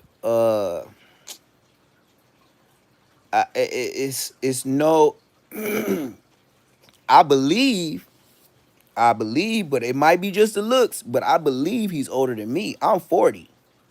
And I don't look whooped like him. My grades be telling on me. But that nigga, he looks like he's 40-ish. Oh, he a gang member when he come to Cali. Yeah, I'm going to start paying more attention. But look, I so don't like these niggas, I don't subscribe. So they don't come across my TV, my phone, or nothing. Well, maybe my iPhone. I think this is the only phone, because I got 3 phones. This is the only phone that Rich Trapper and ODM Slim might come on. Like through my algorithm. My TV, absolutely not. My other phone, absolutely. It's just one phone that be big. I don't even subscribe to Anhefe, but he's always putting something up. I think Rich Trapper, the reason why he don't come about our algorithm, because if I've been on here 4 months and, you know, some of my videos be hitting 1.2, some of them be hitting 579, some be hitting like 325. Nigga, you don't barely ever hit a rack. And you've been doing this for how long? How long? Now, what I do pick up on, this girl Drea, whoever Drea is, Drea does the thumbnails.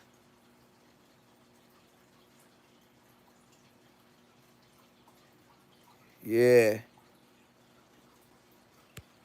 Yeah, you right, you right. Yeah, you right, you right, because that is content. But I just, well, maybe I'm on some, well, I have a reason to be like Poetic Flacco. I have a reason. Even though I shouldn't be like that. But this is what I'll say, okay. Okay. You right. Just like I told somebody today.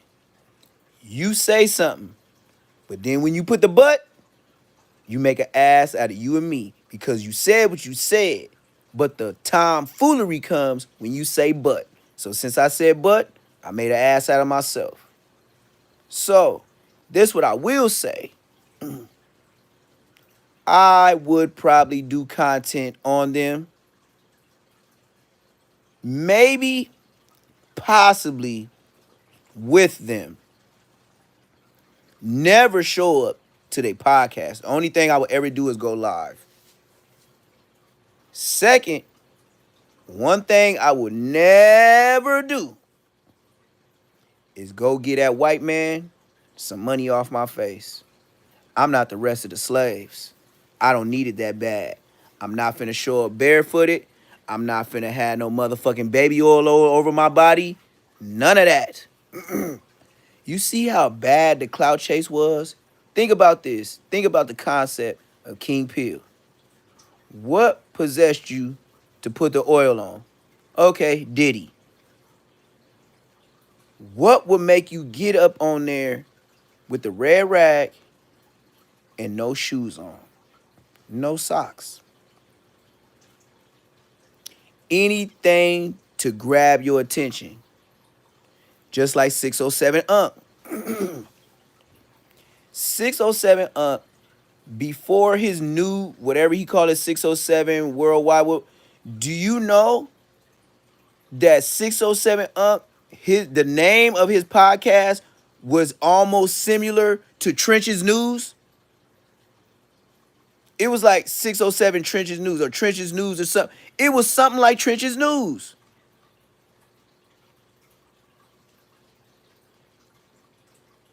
What you mean? Yeah, I be watching DJ Ghost. I be watching DJ Ghost, but DJ Ghost be fucking, man, he be talking too much, man. I ain't gonna lie. He be babbling too long. You know how certain content be good? Like you think they good, but they get to babbling too long. And it's like, I'm learning content. So I'm like, I would have cut at least like another minute or two because you babble. You know what I mean? Like he'll be babbling or he'll take long gaps in thinking of what next he finna say. You know what I mean? And then one thing about DJ Ghost is though too, he always had the same couple of words he says at, like he don't never amaze me with new words. I have never watched DJ Ghost. Yeah. You see what I mean? And it's like he like, oh man, look at this dude right here. Now you know he don't really have, like, I understand his consistency got him where he is, but he don't move me to the point of, like, you know what I mean? Just like a lot of people told me when I first got on. They said, whatever it is, you got it. Well, I found out what it is. A personality. Everybody has their favorite basketball player. Everybody has their favorite TV show. You know what I mean?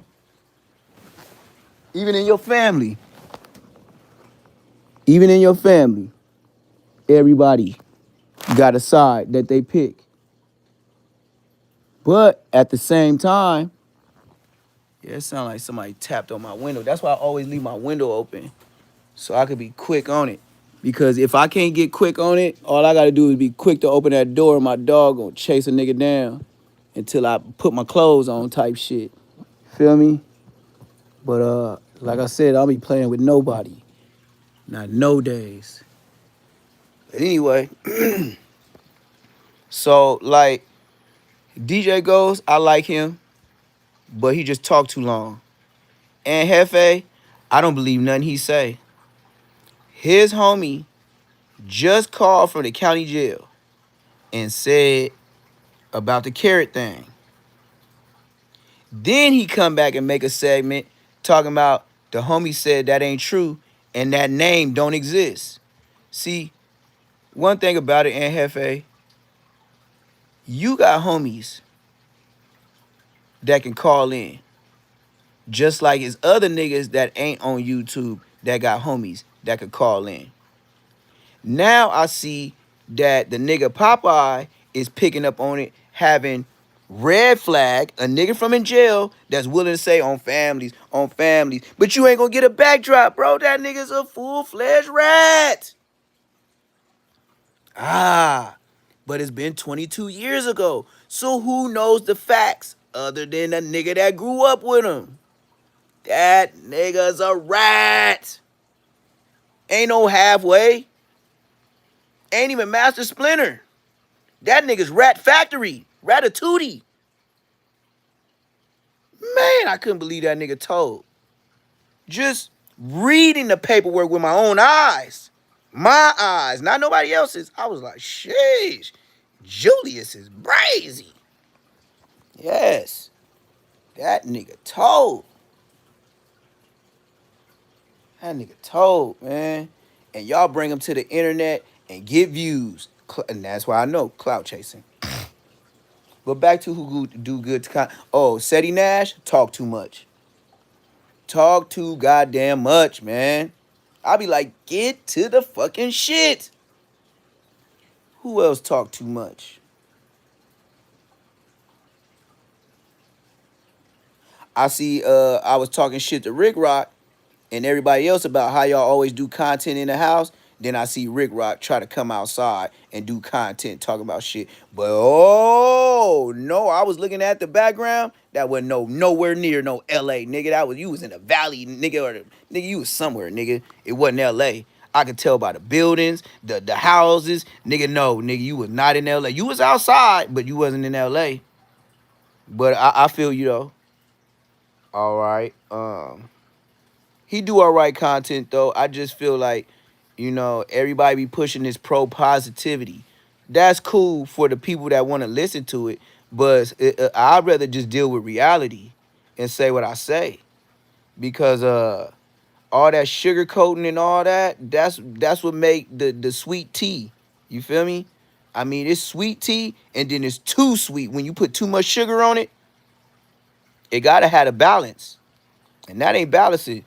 Coming here talking about, yeah, we trying to promote to the kids. Yeah, that's what Big U said and to get his grant. And what was he doing? Sneak getting niggas off and offing niggas himself, allegedly.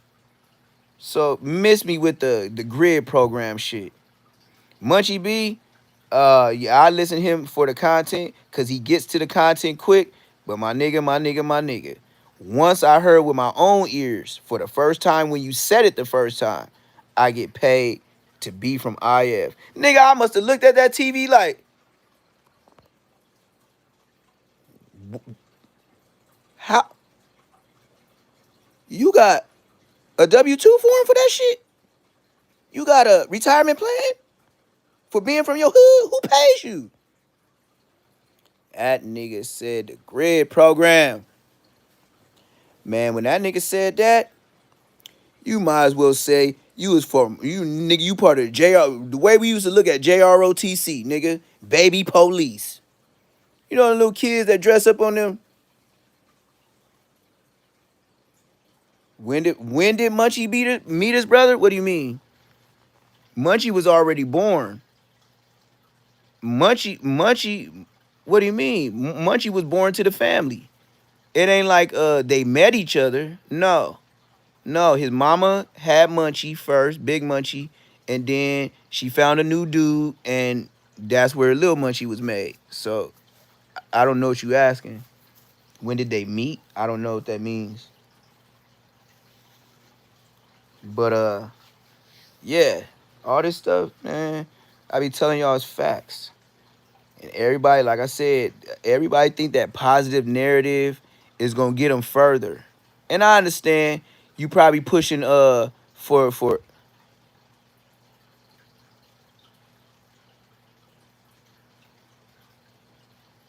well, they not rival hoods.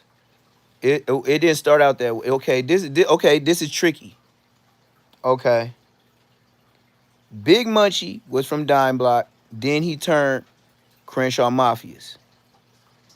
Then him and his niggas start riding out and made Crab Murder Gang. Then up the street, down Crenshaw and Manchester, like he Crenshaw and Century, they Crenshaw and Manchester. Okay. Crenshaw and Manchester was where these three niggas started Crenshaw and Manchester Terrace. The three niggas I've been speaking on all night. They the ones where Munchie be wearing that chain. He was not a part of that. He was not old enough to be a part of that. So for him to wear that chain like that, you clout chasing again. So then the IFs and the Lanes had like a function. And it ended up somebody got beat up, jumped or some shit. And then the IFs came back and smoked the nigga. Yeah, the IFs came back and smoked the nigga. And then that's when the Lanes came back and killed Clayron in front of his daughter. in front of in the Big Lots parking lot. So they took a big hit. So then Lil Clayron and them try to ride down, and they end up getting smoked too. So in that time, we was in and out the pen, and Munchie had been in the pen the whole time because Big Munchie, he was in there when I last left him. Now I don't know if he caught more time.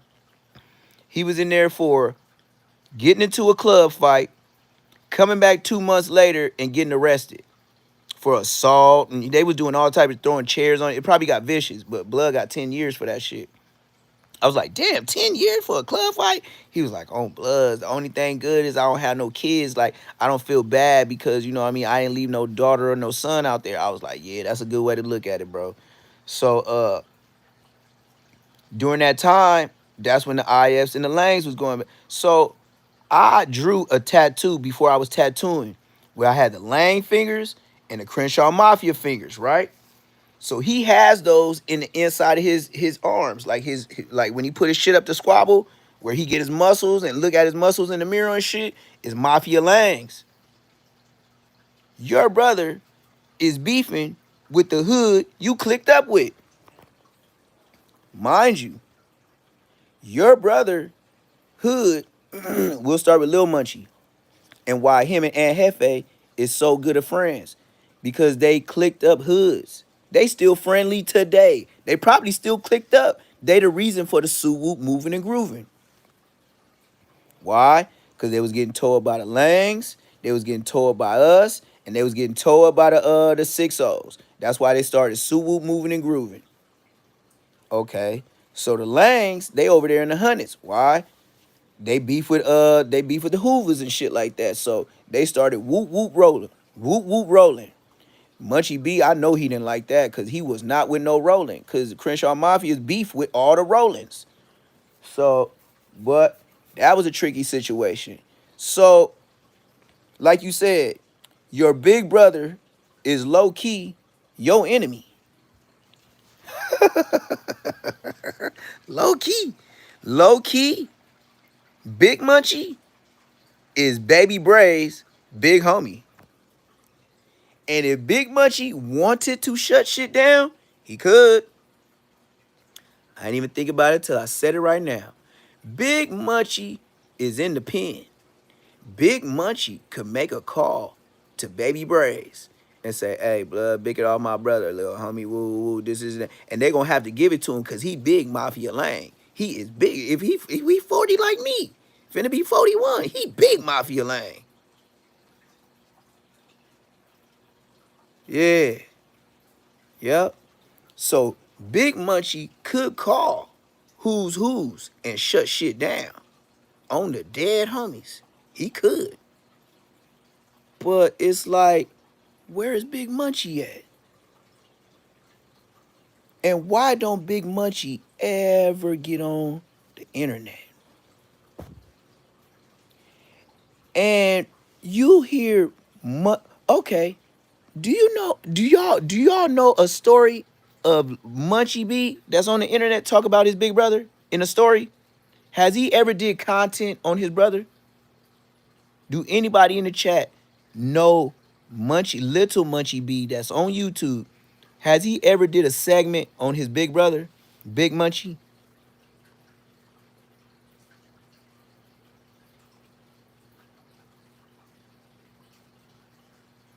Thank you. Thank you. You claim his name and you call yourself the mayor. How you gonna be the goddamn mayor?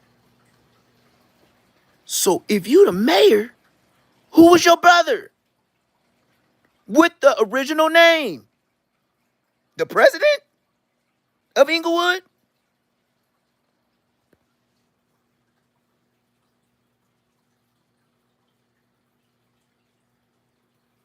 I rest my case. Yeah, who's? They came up like that is true. Who's only came up because they was the first to say, hey, I got out with 4 extra. He didn't knock me out. That's why Baby B Braves got on. But even when I went on Who's, we was talking in the background before I even got on. And I told Baby Brace, and I told GM, I said, hey, look, Whoop, I'm proud of you niggas. You know, y'all doing y'all thing. I said, but always remember, if y'all going viral, you know it's niggas that be trying to be low key with phones and they get their shit snatched. I said, now, one day it's gonna come a time to where y'all ain't gonna be cellies together no more. And this who shit gonna break up. I said, not to be hating, but I said, accept your 15 minutes of fame because you're in prison. You can't keep doing this. This is not a lifestyle for you. This is a lifestyle for the people that's free. And just like I heard somebody else say, who's another dude I fuck with? Hoodie from the Hood. Even Hoodie from the Hood said, you know, no, it was Rick Rock. Rick Rock said today, you had to have known somebody was gonna tell on you.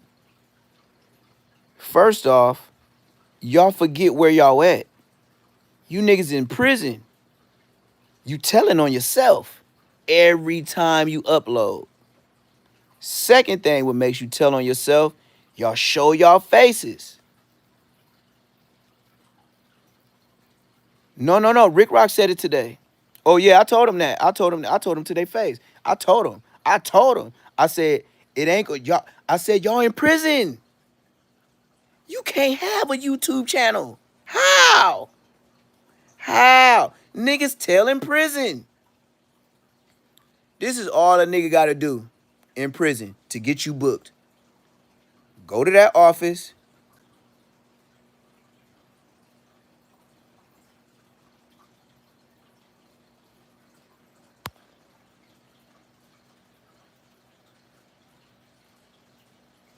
Yeah, but not even that. Watch what you say. You ain't even supposed to have a phone. You ain't gotta watch what you say. You ain't even supposed to have a fucking phone. Fuck watch what you say. But back to what I was saying with Rick Rock. Not only are y'all trying to run a YouTube station, you niggas is doing it bareface. So like I was saying, all somebody got to do in that pen is go to that lieutenant, because you know it's people that work in the office, and just say they ask you for a cigarette or some trees, and you tell them no. Get away from my door, I'm busy. All they got to do is walk, and it's I don't care if it's a level 4 nigga still snitching. Dead homies niggas still snitching. Them niggas will write a mother on a lockdown. Them niggas, because black people don't check people paperwork, like when they be going to try to see the doctor talking about I got a cough or my allergies or my back hurting or I cut myself with a razor trying to cook some food. Niggas have dropped that note on your ass. Niggas drop notes just to get it on lockdown so they don't have to pay their debt at canteen, nigga. We be, man, on them level 4s, we be praying we get to our numbers. Cause bro, yeah, every day, Mexican and black. So it's like, look, man. First off, y'all got some hell of a balls letting Whack 100 get on your live.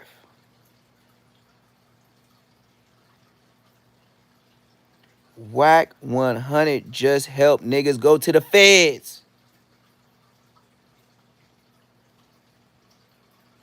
Whack 100 is always in the middle of some shit, just like Brick Baby. But they always be out of shit, never in jail. Brick Baby going to jail for assault rifles in California. How the fuck you get out of jail? And you're a felon. And y'all still want to say Brick Baby ain't a snitch. Save it. Just, if you want to be dumb by yourself. Don't tell me about it. 1 + 1 is 2. It don't never change.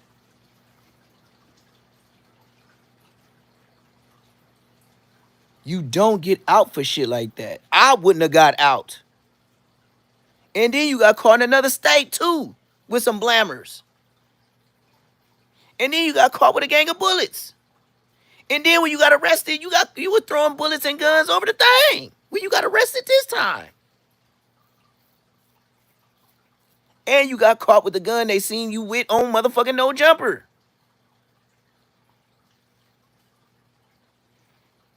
That's the gun he was throwing the bullets and the gun over in the bushes of his house when he got arrested this time. They said they seen him doing it. Nigga burnt out.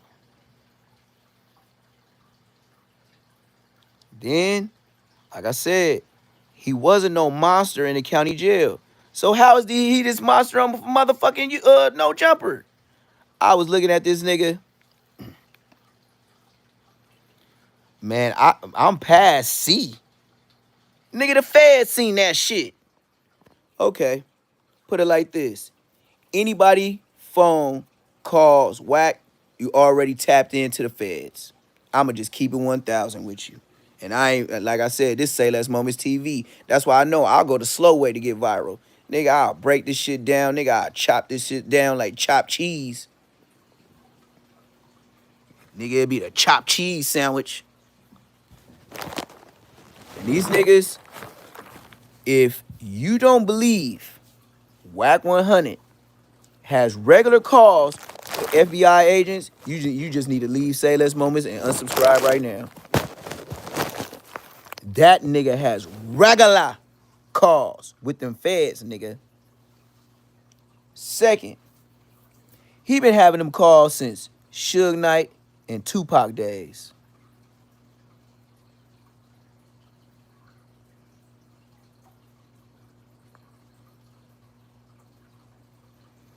This is his first time in the pen. I thought he was in the pen before. You can't catch a felony without being in the pen.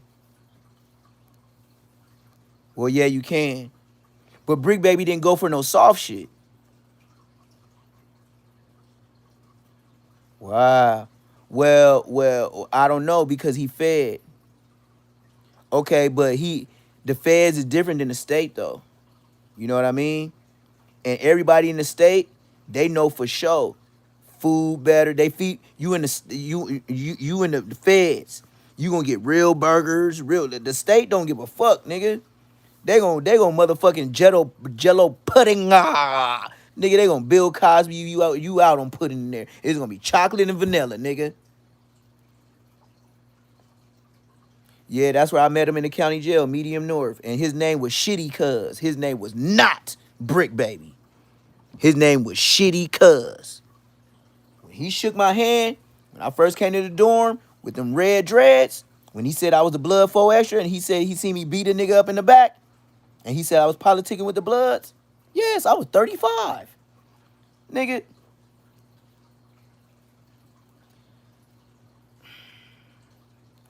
Brick Baby was broke as fuck.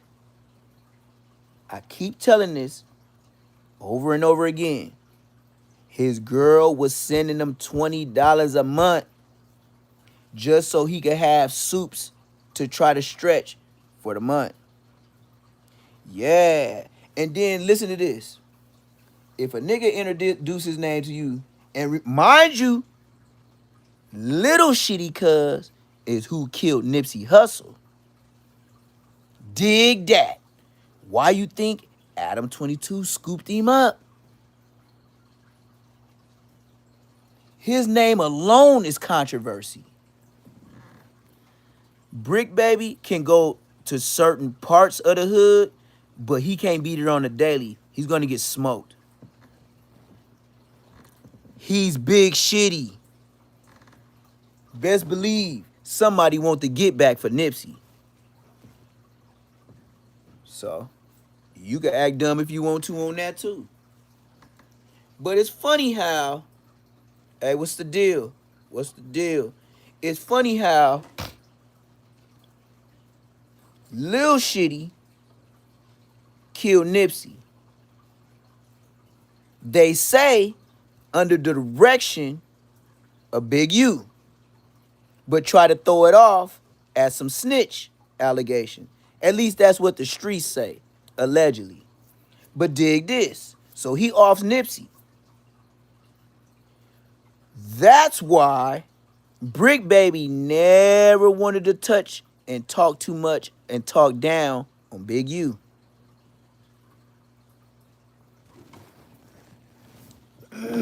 But then you say, ain't this a coinky dink?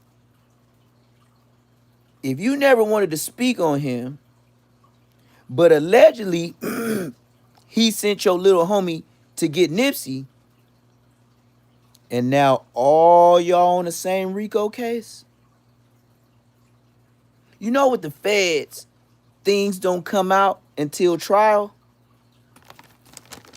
because they don't want the defense to be prepared, so they just ease it out little by little.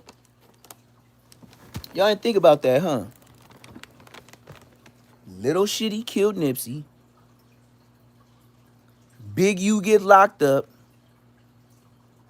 And Big Shitty is part of Big U's RICO.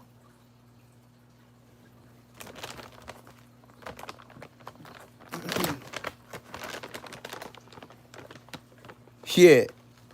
Let me say that again.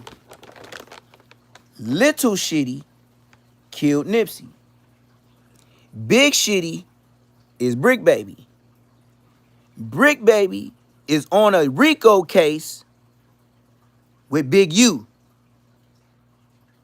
Allegedly, Big U sent Little Shitty to kill Nipsey.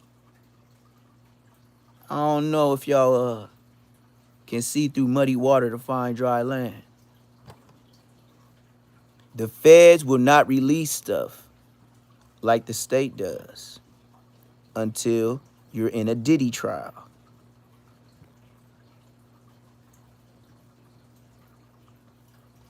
You don't gotta be a factor. You could be a pawn.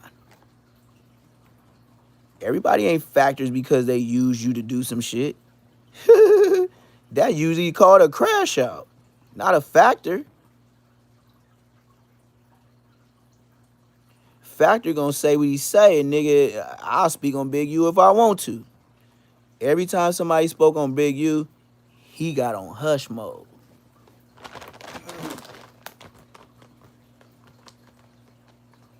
Hey, you ever notice every time they talked about Shitty, he always said the homie? Even check out Loose Cannon.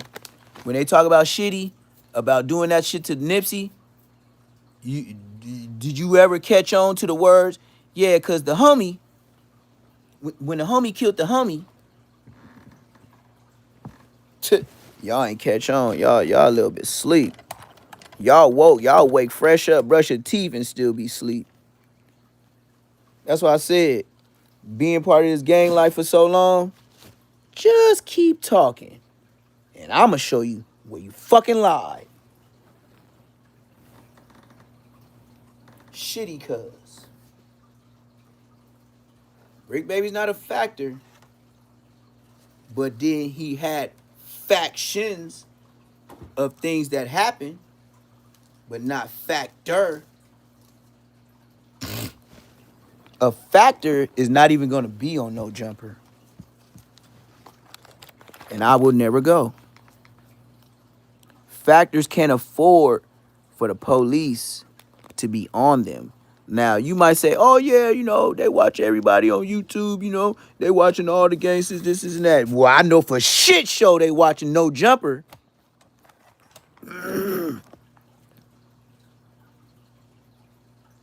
Yep. Yeah, it don't make you a factor. It's just part of the game.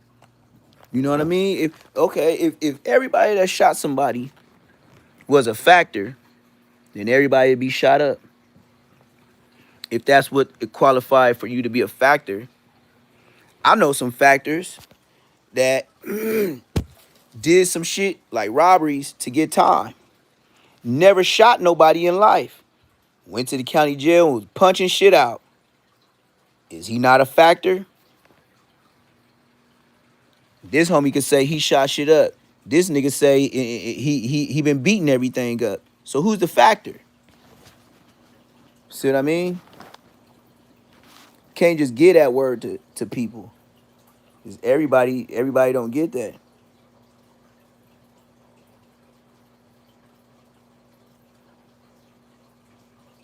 Yeah. Yep. And then, just like in all the movies, it's always your day ones, the ones gonna get you.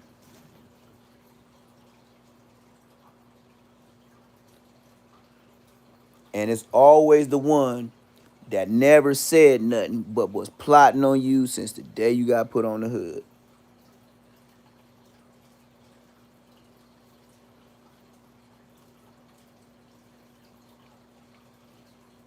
Yep. The ones you show where you live. The ones you call bros. The ones where you go to jail and they now they want to fuck your baby mama. Not even your girl, your baby mama. The one you used to, you know, drive with and pick that nigga up in the back seat type shit. And then it's like, damn, nigga get locked up and you did some shit like that. So then it'd be like, damn, so you was only around me to be around her, or you was only doing all this extra stuff because you was liking him. That shit'll get you smoked. Because when you get a chance to overthink, it's bad. And everybody leave when you go to jail. So, yeah, it is what it is, though. You know, I just know that this shit is bogus, and I'm glad to be here to say my piece, cause niggas be lying on the internet, and like I said, they got years up on me. You know what I mean? So, I'll come up in the ranks. They ain't got no couple months like me, and on top of that, nigga, they all piggybacked off each other all the way to going to motherfucking no jumper selling they soul. Nigga, I'll wait. I ain't in no rush. Slow money for show money. When I used to rush and crash out, that's when I did prison time. And you know why I was trying to rush and crash out? Because nigga, I felt I did so much time, I had to get back. Man, just imagine getting out of prison and nigga, you 25 years old. No whip, no tissue to wipe your ass, nowhere to stay but your dad's house. My dad was way in Laguna Niguel, so I'm like, I gotta ask him to use gas and his whip just to go to the hood. And I remember he told me, he said, I'll take you to the hood. And he said, not only that, we gonna go rent a room at the Sandman, just like the old days. So I was like, for sure. And I went to the hood, and yeah, my dad waited. He told me to take my cousin with me. That's what he did do. And my cousin was like, he a big nigga. So yeah, big like stocky. I say big nigga like down south type stocky nigga, like young bull type shit. Like just big, husky. And yeah, he pulled up to the hood with me, and he told me, he said, I don't think these niggas. Yeah, you gotta have your own whip, and that's how you get smoked too. You cannot gang bang without a whip. You get caught at that bus stop, you gone. You already gone. You get caught in the right car. That's how Frosty got hit up. Remember Frosty got hit up on motherfucking La Brea? Nigga slid right up on his ass. And that's when he was popping it around the Draco time. So, you know, you see how he hushed up? Hey, did y'all notice too? A lot of niggas stopped getting on the gram once Draco died. Niggas used to be on there trolling all day, every day. But still, they got his homie. I'm speaking on it because he took a loss. They took a loss over there. But I'm saying how shit piped down once niggas come to close to getting up out of here. Them niggas used to troll. Them niggas used to troll.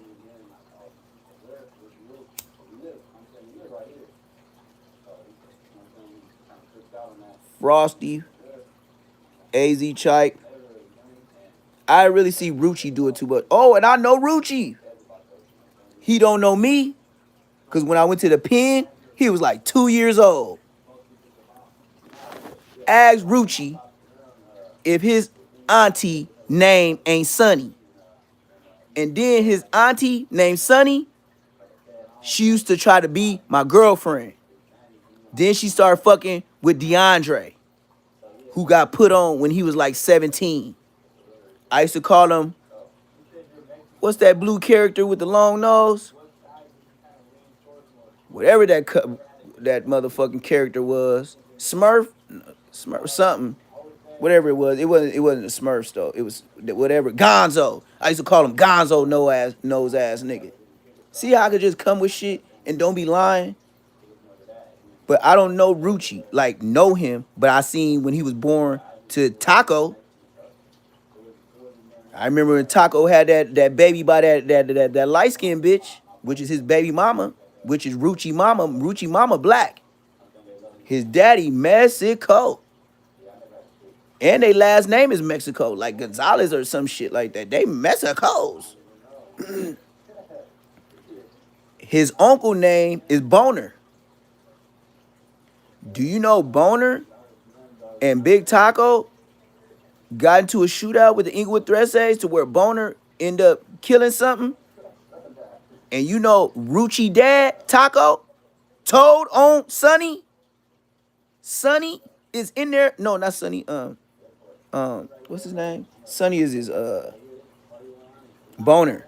Boner is in there doing life because Big Taco told on him from NHP, the Mexican nigga.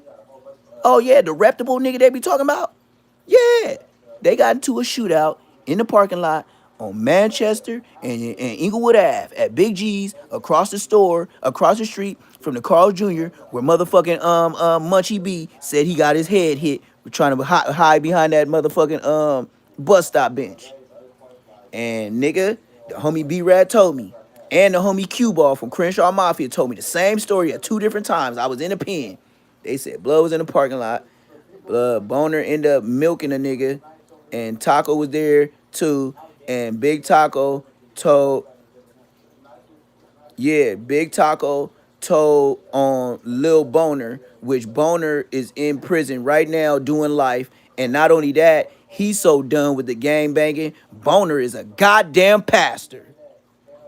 That nigga smoked the Inglewood Threesay, and now since his own big brother told him, nigga Boner's in there being a pastor in prison.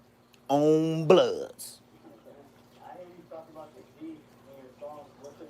That's why I said Munchie and them can't do nothing with me. Nothing. Because I went to all the main lines, and I ain't never got rolled up from nothing. And I never did foul shit to get rolled up. So that is a great thing too.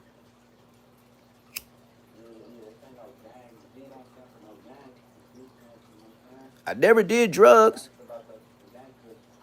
And if you call weed, cigarettes, and Prudo drugs, then yeah, I was drugged out the game. Crystal, I sell it. Ron, Bay niggas, I'll sell it. But no, hell nah. But yeah, Rucci uncle Boner got told on by Rucci dad Taco. And Boner is now non from NHP and is a pastor in prison.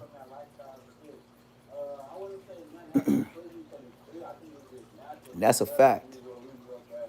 Boner is doing life right now. But like I said, if Rucci say I'm lying, then he's a bitch. Because his auntie name is Sunny.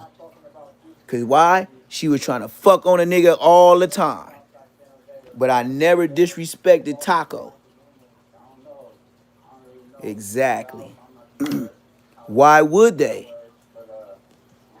Munchie B trying to be cool with the rap niggas. So why would he put another rap nigga from you? So that's like what Munchie would say is that's like throwing our trash out for the world.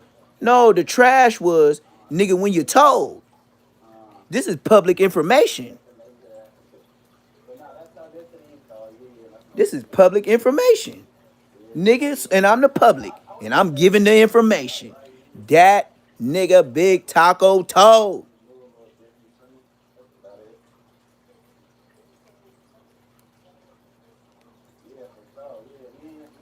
Like I said, I'm an Inglewood baby.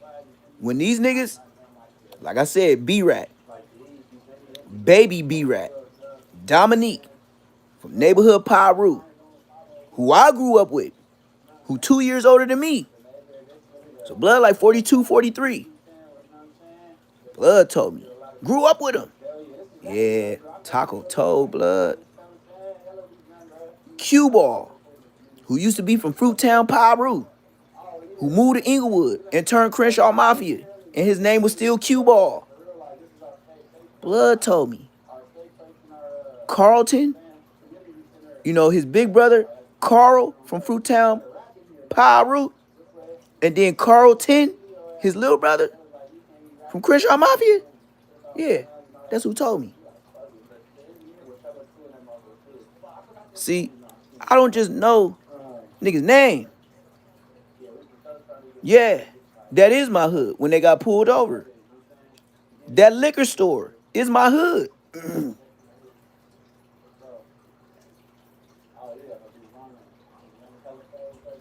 Eaglewood High School. Well, I bet you won't grab her booty. That's my hood. Dead smack headquarter area. Yes, sir. And the way they acted in that movie, that's why the Wood did so good. Because they acted like us for real. Middle class blacks, you know, living a civilized semi life. Some of your boys gang bang, but they did have nice lowriders. If they had, you see how the lowrider was nice. It wasn't all busted. And they had, they did us right. They did it how we come. We don't come with no buckets. The rent around there is so high, we can't be with a bucket. And then our thing is drive nice, so the police don't even know it's gang members in here. So the cars had to get nicer. They looking for niggas still being in Regals and Caprices. I mean, I had an 84 Grand National, but like I said, I was born in 84. And then I had an 84 Cadillac that shit 84 Cadillac what was that shit called, man? My mind racing. But I had an 84 Cadillac Sedan DeVille. What else? Yeah, like they did us right on that though. But real shit, I know a lot. That's why, like, I wish that I could snip and cut certain things out of my lives, because if I went back and did a reaction on some of the things I talk about alone, I would get more views and more subscribers.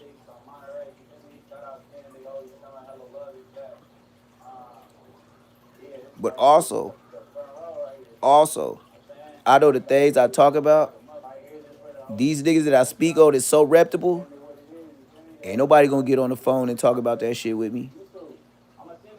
You know what I mean? Especially when they live around that area. They ain't finna speak on that. That's like speaking on Larry Hoover. Not even on that big platform area, but you know what I mean? For some niggas that don't have no idea about they big homie, they gonna wanna slide. Cause they gonna think you bullshitting. But it's a fact. And if they go get the paperwork, they wouldn't want to slide no more. Cause it's a fact. It's so much of a fact to where it was about 2015.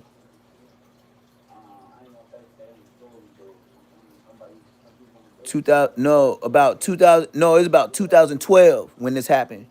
2011, 2012. This is a fact. 2011, 2012 for sure is when that happened in Inglewood. And that's why I said, so what was that? 13 years ago? So how many niggas don't know about something that happened 13, 14 years ago? That's what makes niggas OGs And that's what make other niggas YGs, BGs as such. Pete Thrizzle. Oh, you talking about the Asian nigga? You talking about the Asian nigga from um AKA real name Baby Half Pint? He either little, yeah, true story. Yeah. Yeah, I beat Blood up before. Um so this how that story go. And if you think I'm bullshitting, I'll go look on my Instagram right now and Blood try to act like he don't know me. I said, yeah, you remember me when I whooped your ass, nigga. You told the homies, can I change my shoes? Um, so this is how we got into it. Okay. I had been from NHP for about 2 weeks. And once that nigga B-Rat, the one that told me that Taco told on his little brother, that's the nigga that told me. You see what I mean? I used to be his little homie for 2 weeks. And then I went to Queen Street. I was like 13, 14. That was before high school. I was like 13. So then, bam. This nigga, once I get put off, B-Rat didn't like that I didn't look fucked up. Blood wanted me to be fucked up on getting put off the hood, and I wasn't fucked up. So this what Blood do. Blood come to the hood, and I guess he just walked through the block. You know what I mean? Like I said, every hood was the same. So Blood know the cuts, everything. So Blood come through the gates and shit like that out of nowhere. And Blood like, what's up, Blood? With that Pyru, like he was extra out too. A lot of us was. So then it was T-Dog, Big Bolo, me, and probably one other person I don't remember. So yeah, him and P3, which is Baby Half Pint, little Asian nigga, who I never met him before in my life. So Blood, they cut through the crowd. He's like, yeah, we got to get down with little T-Dog. He got to get his official put off. And then Bolo was like, I thought that's what, oh, Dude Dirty was there. They was like, Blood, I thought you already put Blood off. Like, what you mean? Nah, Blood, like, Blood didn't get fucked up all the way. Woo, it was enough niggas. So then, you know, the homies is like, man, all right, Blood. Well, this is what you here for. So he was like, yeah, I just brought the homie over here to catch a fade. Woo, Baby Half Pint, woo, woo. So, all right. And Blood trying to deny this shit, but I got an Instagram where I got at him. So if you think I'm lying, I can show you that too. Blood got up out of there trying to deny I whooped his ass. So anyway, so the nigga, and if I told you I whooped your ass, you know I whooped your ass, nigga. Why would a nigga tell you that to your face and I'm lying? You lying. So the nigga came through the gate on 427. The homies let him in. They unlocked it. Blood was like, all right. So Blood was like taller than me. Blood was like maybe like, Blood got me by like 2-3 years. Just like B-Rat. He got me by that 2-3 years. So Blood come through the gate. We square up. So bam, I'm getting Blood. And the homies already knew I had a little wobble. So I'm getting Blood. And then to get to the point to where I'm like, bing, bing, bing, bing, bing, like firing Blood shit up. So then Blood back up, like, oh, my shoes, my shoes. And Blood had on some new J's. Like I said, it looked like he just got out of YA, but you know, Asian nigga ain't gonna really be buff. Especially he wasn't no grown man all the way yet. He was still like 19-ish. So he was real skinny. Yeah, I get on Blood, then Blood talk about changing shoes, and then the homies didn't nobody have no shoes for him to change into, and Blood and B-Rat got up out of there. And that's when T-Dog and them was laughing like, Blood, you shouldn't even brought Blood over here, Blood. Like, y'all just wasted time. And B-Rat was hot. Cause B-Rat probably wanted to try to jump me, but it was my big homies there, which was like 2-3 years older than B-Rat. B-Rat wasn't finna catch they fade and get packed. He would get packed out on the 400. Nigga, you will have so many NHPs over here, nigga. And then once we tell them what you did, nigga, then you would get beat up your damn self again just for bringing them over there. Cause they already know how B-Rat used to get down. And yeah, I whooped Blood. I whooped him, and I never beat him again. I kept going to prison. I grew up and I went to prison. Just like 88 and up, I know Big Half Pint too. Ask him if he know Neptune. He gonna be like, yeah, I know Lil Blood. Yeah, I remember Blood was a little ass kid running around there. Ask 89 up, Big Half Pint. And ask him if he ain't gonna lie. He ain't got no reason to. He gonna be like, yes, I know Blood. That's why I said. Another thing. Even though I ain't been on YouTube, I gotta be on YouTube. Just go ask the nigga. And I bet you 89 up and go say, yes, Blood grew up in Inglewood. Yes, Blood is really from where he from. I remember, he gonna say, I remember Blood was from the hood for a quick second, like real brief second. But he was still the homie because he went to the hood right next door to us. And matter of fact, you want to keep it clean, Blood. He lives in that hood. You know what I mean? But it was a choice in Inglewood. You could choose. I only did that because Rogers Park always had the dances. Rogers Park always had the bitches doing the Pilates and the ballerina and the whatever else, girls soccer. Like, why wouldn't I be there? Then the niggas we had weightlifting, karate, boxing, soccer, basketball. You know, it was like it was a rec center. So of course a kid is gonna be from where the rec center is. Yeah, I know 211 Rodney. Yeah, he was CTE. Yeah, I know Blood. Rodney know me. He went to Westchester while we was going to Inglewood. He was from NHP, but he was from Penn State. And the homies and him, they used to beef, but the homies used to tell us don't bring that click shit to the hood. Cause the homies was at Inglewood was from Pimp 'em Play 'em Pass 'em. They was from 3Ps. And he was from Penn State, where all the neighborhood 40 Crips was and the 6 O's. But we not gonna get on Blood. He's straight though, but Blood was from a clique in high school with a gang of Crips though. To where the point to where the homies start pressing Blood like, why you always going to motherfucking Westchester wearing that powder blue Phillies hood jacket? He used to wear always a big old powder blue Phillies jacket. But we knew he used to fuck with the Crips. That's why it don't surprise me with him and G Perico. It don't surprise me. He always been cool with the Crips.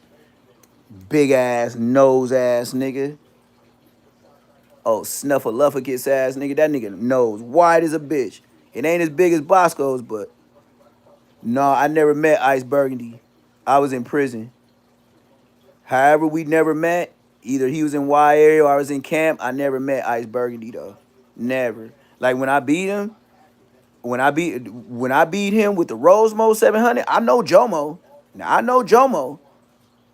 And when I beat him with Rosemo, then that's why I knew he was official. Cause Rosemo ain't finna be around no nigga that ain't really from nah. Rosemo, the one that got killed. Yeah, I know him since he was what 7th grade. That's when he started popping up in the hood, 7th grade. Rosemo, Jobo, he used to be a fat nigga. Firebug, I really don't. I know of him, but I don't. We didn't hang out. He used to be with Hot Dog, Smiley, Takeoff, all them niggas from CPF. That's the only thing. That's the only thing I say about Firebug. I don't know nothing bad. I don't know nothing good on him. I just know he from where he from. Now it's like I said, I can now and that's a say less moment. I ain't finna just go lying on a nigga. I ain't heard nothing about him. I ain't seen nothing about him. But I know him. You know, it's just some shit like I can't say nothing about him. That's why I'm damn near finna stutter, cause when I be thinking, I be trying to register. That's when I get to stuttering because if it ain't the truth, I'm like I don't know what you want me to tell you. Like I can't lie. You know what I mean? I can't lie. But I know all them guys. I know all them guys. I know all them guys. I know all them guys. So I don't even know what else to tell you. No, I wouldn't lie though. But I know them guys. Like I said, once I get really deeper into this content, I'll be able to not even talk about what's going on YouTube. I could just start running my old content and then I'll watch it. Cause out of all the 800 and some videos I got, do you know, to be truthful, I only watch 3 of them. After I post them, I don't even watch them, gang. Dead homies. So that's why I know I can never lie. Because I'm telling you right now, I don't go back and watch my videos. I don't care if it get 5.5K. I don't rewatch it. It's like I don't even like to hear my own voice. It's like my voice to me is annoying.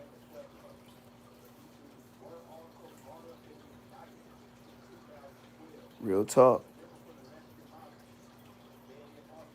But I know a lot of niggas, man. And like I said with the Mexicans, I know a lot of Mexicans too. But I just don't remember their names because when it came to Mexicans, when you go to jail, they don't be really too important because we can't do business. We can't function with each other too much. We can't eat with each other. So it's like, I know you exist. I know your city. I might know your tattoos, but I don't remember your name. No disrespect, but it's the truth. That's what I said. All I can do is tell you the truth. Oh, yeah? You talking about shorts or actual videos?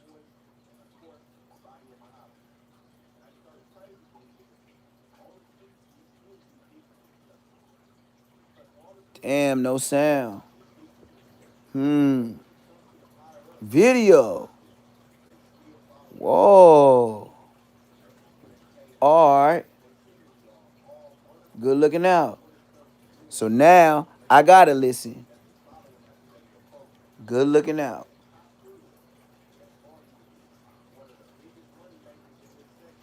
Good looking out. I did not know that. And that's why you need people in the chat to, go back and forth with you, because I never would have knew that.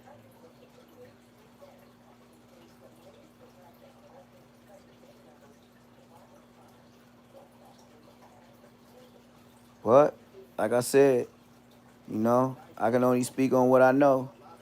And then, I be looking at these podcasts like Ant and Hefe, never heard of them.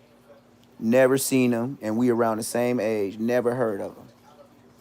Uh, who else? I know Compton Rick Rock, but he tried to act like he didn't know me, but now he trying to act like he fuck with me. Um, I don't know Nina Boy, but his brother, No Good, rest in peace, was my celly when I was running the yard for the Bloods. Not like that. He was running for me, but not like that. You know what I mean? Not to say he was a runner, but as a rep, I can't go run around to different buildings and pass out kites and stuff like that. That's not my job. But that's what he wanted to do because he said, bro, his content. That's all it is. All it is. But like I said, nobody can do nothing with me. All you could do, you can't even get nobody from Queen Street to say, oh yeah, this nigga's a bitch. Bosco, that's it. Bosco's nobody. Bosco nobody. And you better have a name. But Bosco, you're already embarrassed. I'm younger than you, and I'm your big homie. That's already a great embarrassment.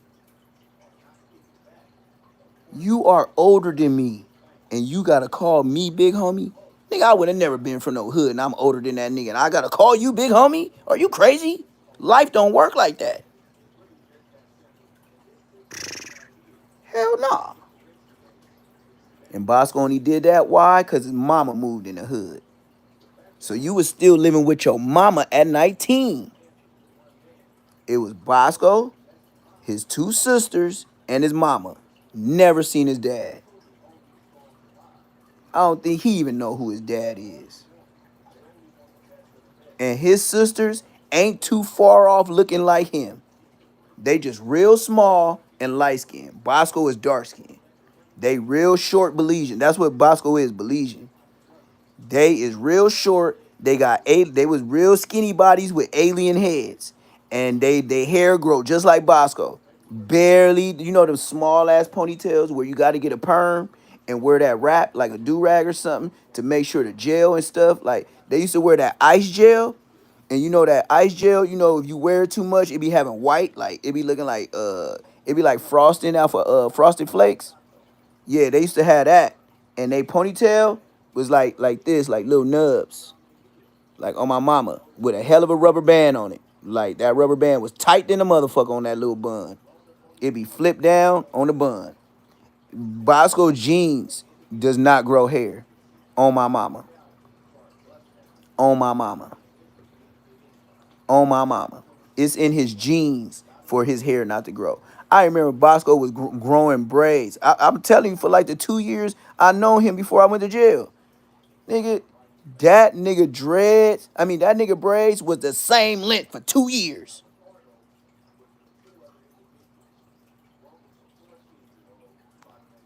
Wait, hold on. Bosco move. Tell me he ain't moved would have been from A-Tray if he honest. Man, did you see Bosco talk about when I used to live in the Hoovers? He was on Cam Capone talking about it was a nigga he was scared of. Like when you walk home, he made you walk the other way. Cause when I seen him, I used to be like, damn, that's that nigga right there. That nigga's a buster. That nigga keep talking, boy, he gonna tell you how much of a mark he is. This nigga just told the whole world on the internet. And whoever that nigga was in the background wearing the red with that beard, he sure ain't from Queen. But anyway, that's an extra nigga. But anyway, yeah, when I heard a little, you know how on your TV to where I just seen Bosco, and then it played like a couple seconds, and then he was like, "Yeah, Bosco, tell us that story about that guy in the Hoovers and this and that." He was like, "Yeah, bro, like it was a nigga in the Hoovers, like man, he used to have niggas scared to come down the block." Man, I ain't never got no story like that. Nigga, you on top of the line bullshit, nigga. Dead homies, top of the line bullshit. That's why I said, man, that nigga get to telling stories about how he was fearing a nigga back as a kid. And then, nigga, you went to go tell nigga on a murder. Dumbass nigga. And then after you told, you came to us. Nigga, nobody knew Bosco, no 12 years old. Nigga never heard of him. Nigga seen Bosco hop out the motherfucking little ass Honda or Toyota Tercel like motherfucking Tommy the Clown. Nigga, it used to be like 5 to 8 niggas fall up out of that tight ass little ass car. And then this how we met him. Because they came to Eucalyptus and Manchester. No, Eucalyptus and Eucalyptus in Manchester, and they used to come to that liquor store, and they used to go in there buy blunts and shit like that. And me and the homie do dirty. Be right there sitting in the car, rolling up blunts or, doing whatever. It was the hood, it was a parking lot. So these niggas would get out the car, and then he be like, "Oh, look at ugly." Everybody used to be like, "Look at ugly blood right there." And like, "What's up with it? What's up with it, Bosco?" No. His name wasn't Bosco. "What's up with it, Virgo?" He like, "What's up with y'all, man? What y'all got going on?" And then it was Big Virgo. Big Virgo, the big old tall nigga with an S curl. He brown skin, but he looked like he been skint on both sides of his face. It's like black patches, like two big ones. Not like a 5 o'clock shadow, just two black, like it looked like he put mud on it, like he going to war or something. Like he brown skin, but he just got that black shit. I don't know how to, it damn near looked like a rash or a birthmark. He just got fucked up skin, like. And Bosco with the fucked up face, they was made for each other. So that was Big Virgo and Little Virgo. And I forgot the other nigga's name because they didn't turn the hood. That's why I remember Bosco. I wouldn't remember Bosco if he didn't never tell me you turn the hood. He at 19 years old, he made up the name Bosco. Dead homies. Himself, we didn't give him that name. He came with that name. Like he already had plans. Yeah, this would be a good name for me. Haha, yeah. That type nigga. Nigga banging. Well, nigga, if I was 19, I'm a grown man. I will figure life out before I gang bang. Nigga, you crazy. And you chose to gang bang. Knock it off, bro. Just stop. Trying to see how much battery I got. My phone feel like it's hot than a bitch right now. I ain't gonna lie to you. My shit. Yeah, my shit acting like it's burning hot in the back. And now I got this little white, thick ass line to go across. Like the battery, like fucking my shit up or something. But yeah, Bosco, man, God bless that dude though. You know, you gotta say that, cause that nigga's so ugly. I know it's hard to look at himself in the mirror. That nigga, that nigga face so ugly. It's like looking at somebody put their ass in the mirror and spread it open. That's how nasty that shit look. Boy, I be having some cold conversations with God about a face like that. And then whoever had his baby, oh, well, it ain't whoever. She was a super hood rat for the 6 O's. That's who no smut. That's who Bosco baby mama is. Ask Huster Pauls from Rolling 60s. The one that was in the studio one time with Loose Cannon.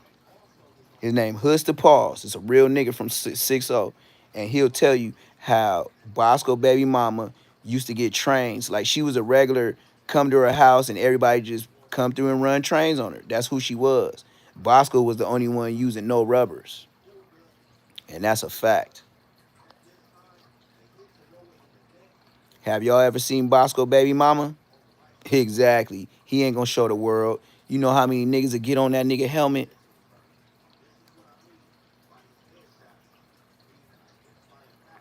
Now that would be a clout chasing moment. Yeah. Yep. Yep. Hood Ratty from the 6 O's. Ask Hoods to Pause. That's a real name. He's a real member. He on the pretty boy side. I thought he was from Inglewood. But like I said, you can quickly get it confused some 6 O's with other 6 O's. Cause some of them look like us. They look like some West Side niggas. Then some of them look like they heading over to the Vernon and motherfucking Hoover area. Where it be you dress kind of nice, but you got a dirty giddy up though. You know what I mean? You dress clean, but you got a dirty giddy up. Hoods to Paws ain't like that. Dress clean, always keep the little shave, like you know what I mean? Nice little whip. That's how I met him. I met Hoods to Paws in the Ladera Center. Yep. By itself. That's why I said God, you know, he looked out for me because the nigga told me where he's from. And I was with the homie, but the way he said it wasn't on no nigga. This he was just like, yeah, I'm from 60s. Yeah, I know where I'm at. Like, whoa, whoa. Like, yeah, nigga, you know where you at? Yeah, yeah, I know. You know what I mean? I know where I'm at. We was like, all right. He was like, all right, for sure, for sure. But we could have did some tricky shit. But the sheriffs do got a motherfucking police station in there. So, and then I end up running into Huster Paws in Wasco reception. Yup. And that's when he was like, I know you from somewhere. I was like, yeah, I know you from somewhere. And then that's when he got to telling me about, oh, yeah, you from Queens. Oh, yeah, yeah, yeah, yeah. Bosco, yeah, yeah. You know his baby mama. And then, you know, niggas get to talk. His baby mama was super hood rat from the hood. I mean, super hood rat in the hood. I was like, yeah. He was like, yeah, Bosco had a baby by a straight hoodie. Everybody used to run trains on that bitch. I was like, well, you know, Bosco, look at Bosco. He was like, yeah, on crib. Bosco ugly than a motherfucker. You just laugh off of that like, shit, nigga, shit. He got to get in where he fit in. Nigga, that nigga got a so easy a caveman face could do it. Like, nigga, that nigga's the original Geico actor. Boy, let that nigga, man, come on, man. You can't tell me that nigga Bosco don't look like the Predator. That nigga look like a species, nigga. Like, boy. And then you got a daughter, not to talk about no kids, but goddamn. Boy, you have a little almost look like you. Oh Lord. Oh Lord. And we already know you in Long Beach. You know so many niggas in Long Beach know you live in Long Beach and don't never see you but be looking for you. Especially since that DW Flame. I know for sure. I know two niggas that bought food from me before. It told me they homies was looking for you. I was like, yeah. I was like, man, you ain't finna find that nigga, man. Talking all that shit on the internet. DW Flame, I got a picture on my Instagram, nigga, when he bought food from me. DW Flame came with his light-skinned baby mama, who real short. her sister, and they had all their kids with them. And all I know it was a gang of girls, a gang of little girls. I don't remember seeing no little boys, but I think DW Flame got daughters, at least like two or three with her. And they real little itty bitty mamas, but they had their little gold on and shit like that on my mama. I took a picture with them and I posted on my Instagram. And I wasn't even gonna get a picture, but something just told me to help promote my business to take a picture. I don't be acting like groupies when I meet niggas. I'll be like, hey, you ain't get the picture? Now I do since the YouTube. Like that last picture I posted with the nigga from Bounty Hunters. It's like one of my latest posts. Me and the nigga from Bounty Hunters. And he had the bust down chains. And he told me the dread that he had in his bust down chain, he was like, it was a Grape Street. He said we whooped him out and I snatched one of his dreads out and put it on the charm. Like he wrapped it around the charm on his one of his bust downs. Cause I was like, nigga, that's your dreads? He was like, nah. It's a nigga we whooped out from, you know how he diss. And then I met him at Hawkins Burgers in his hood. I went to Hawkins Burgers. So don't forget that. I met him where he supposed to be at, in his hood. Yep. And I noticed him. I was like, I know you from somewhere. And he was like, yeah. But he didn't really like pay me no mind. Cause I bet he get that all the time. But he did have like 3 shooters in the car with him on the dead homies. Because he was like, yeah. And then he was like, where you from? I was like, Inglewood. He was like, oh, you a Damu? I was like, yeah, yeah, yeah. But I was like, yeah, yeah. Didn't you do something to Brian Pumper or something like that? Like throw water on him? He was like, yeah, you seen that on Instagram? I was like, yeah, that's you, huh? He was like, on Bloods. I was like, man, hey, I'm a YouTuber. Woo, woo. He was like, all right, all right. He said, I'm a give me your Instagram or some shit like that. And then yeah, I got Blood Instagram. And then we took 2 or 3 flicks, and that was it. Yep, me and that nigga. I forgot his name from Bounty Hunters though, but I know Brandon Pumper. He was on Instagram pouring water on that nigga, like telling that nigga get up out the hood. And Brandon Pumper was like, niggas should do this because this and that. He was like, shut your bitch ass up, nigga, get your ass out the hood. Woo. Like it went viral. It went viral, but it was that nigga from Bounty Hunters. As I said, like, oh, yeah, I ain't no hell of a nigga, but I sure ain't running. That's what I won't do. But at my age, I ain't in the way either. That's why I gladly be on this internet, speaking on any on everything, because y'all niggas spoke on me, and y'all niggas talking straight lies, and then try to ride it. And as easy as it came, as easy as it went. Cause I know old Dusty Draw Slim would have been put me out there. I know Whack 100 Ben would have put me out there. I know 600 would have been put. I know Loose Coochie Drips would have put me out there. I know Brick Baby would have put me out there. Yeah, that nigga was a mark in the county jail. Nope, that ain't what came out their mouth. They just try to hit a nigga with some gay shit. But like I said, when you on YouTube, it's only 3 things you can be: a rat, aka snitch, a smoker. They number 1 thing is he do meth, and then gay. Snitch, drugs, or gay. That's the only thing they can label you as on the internet.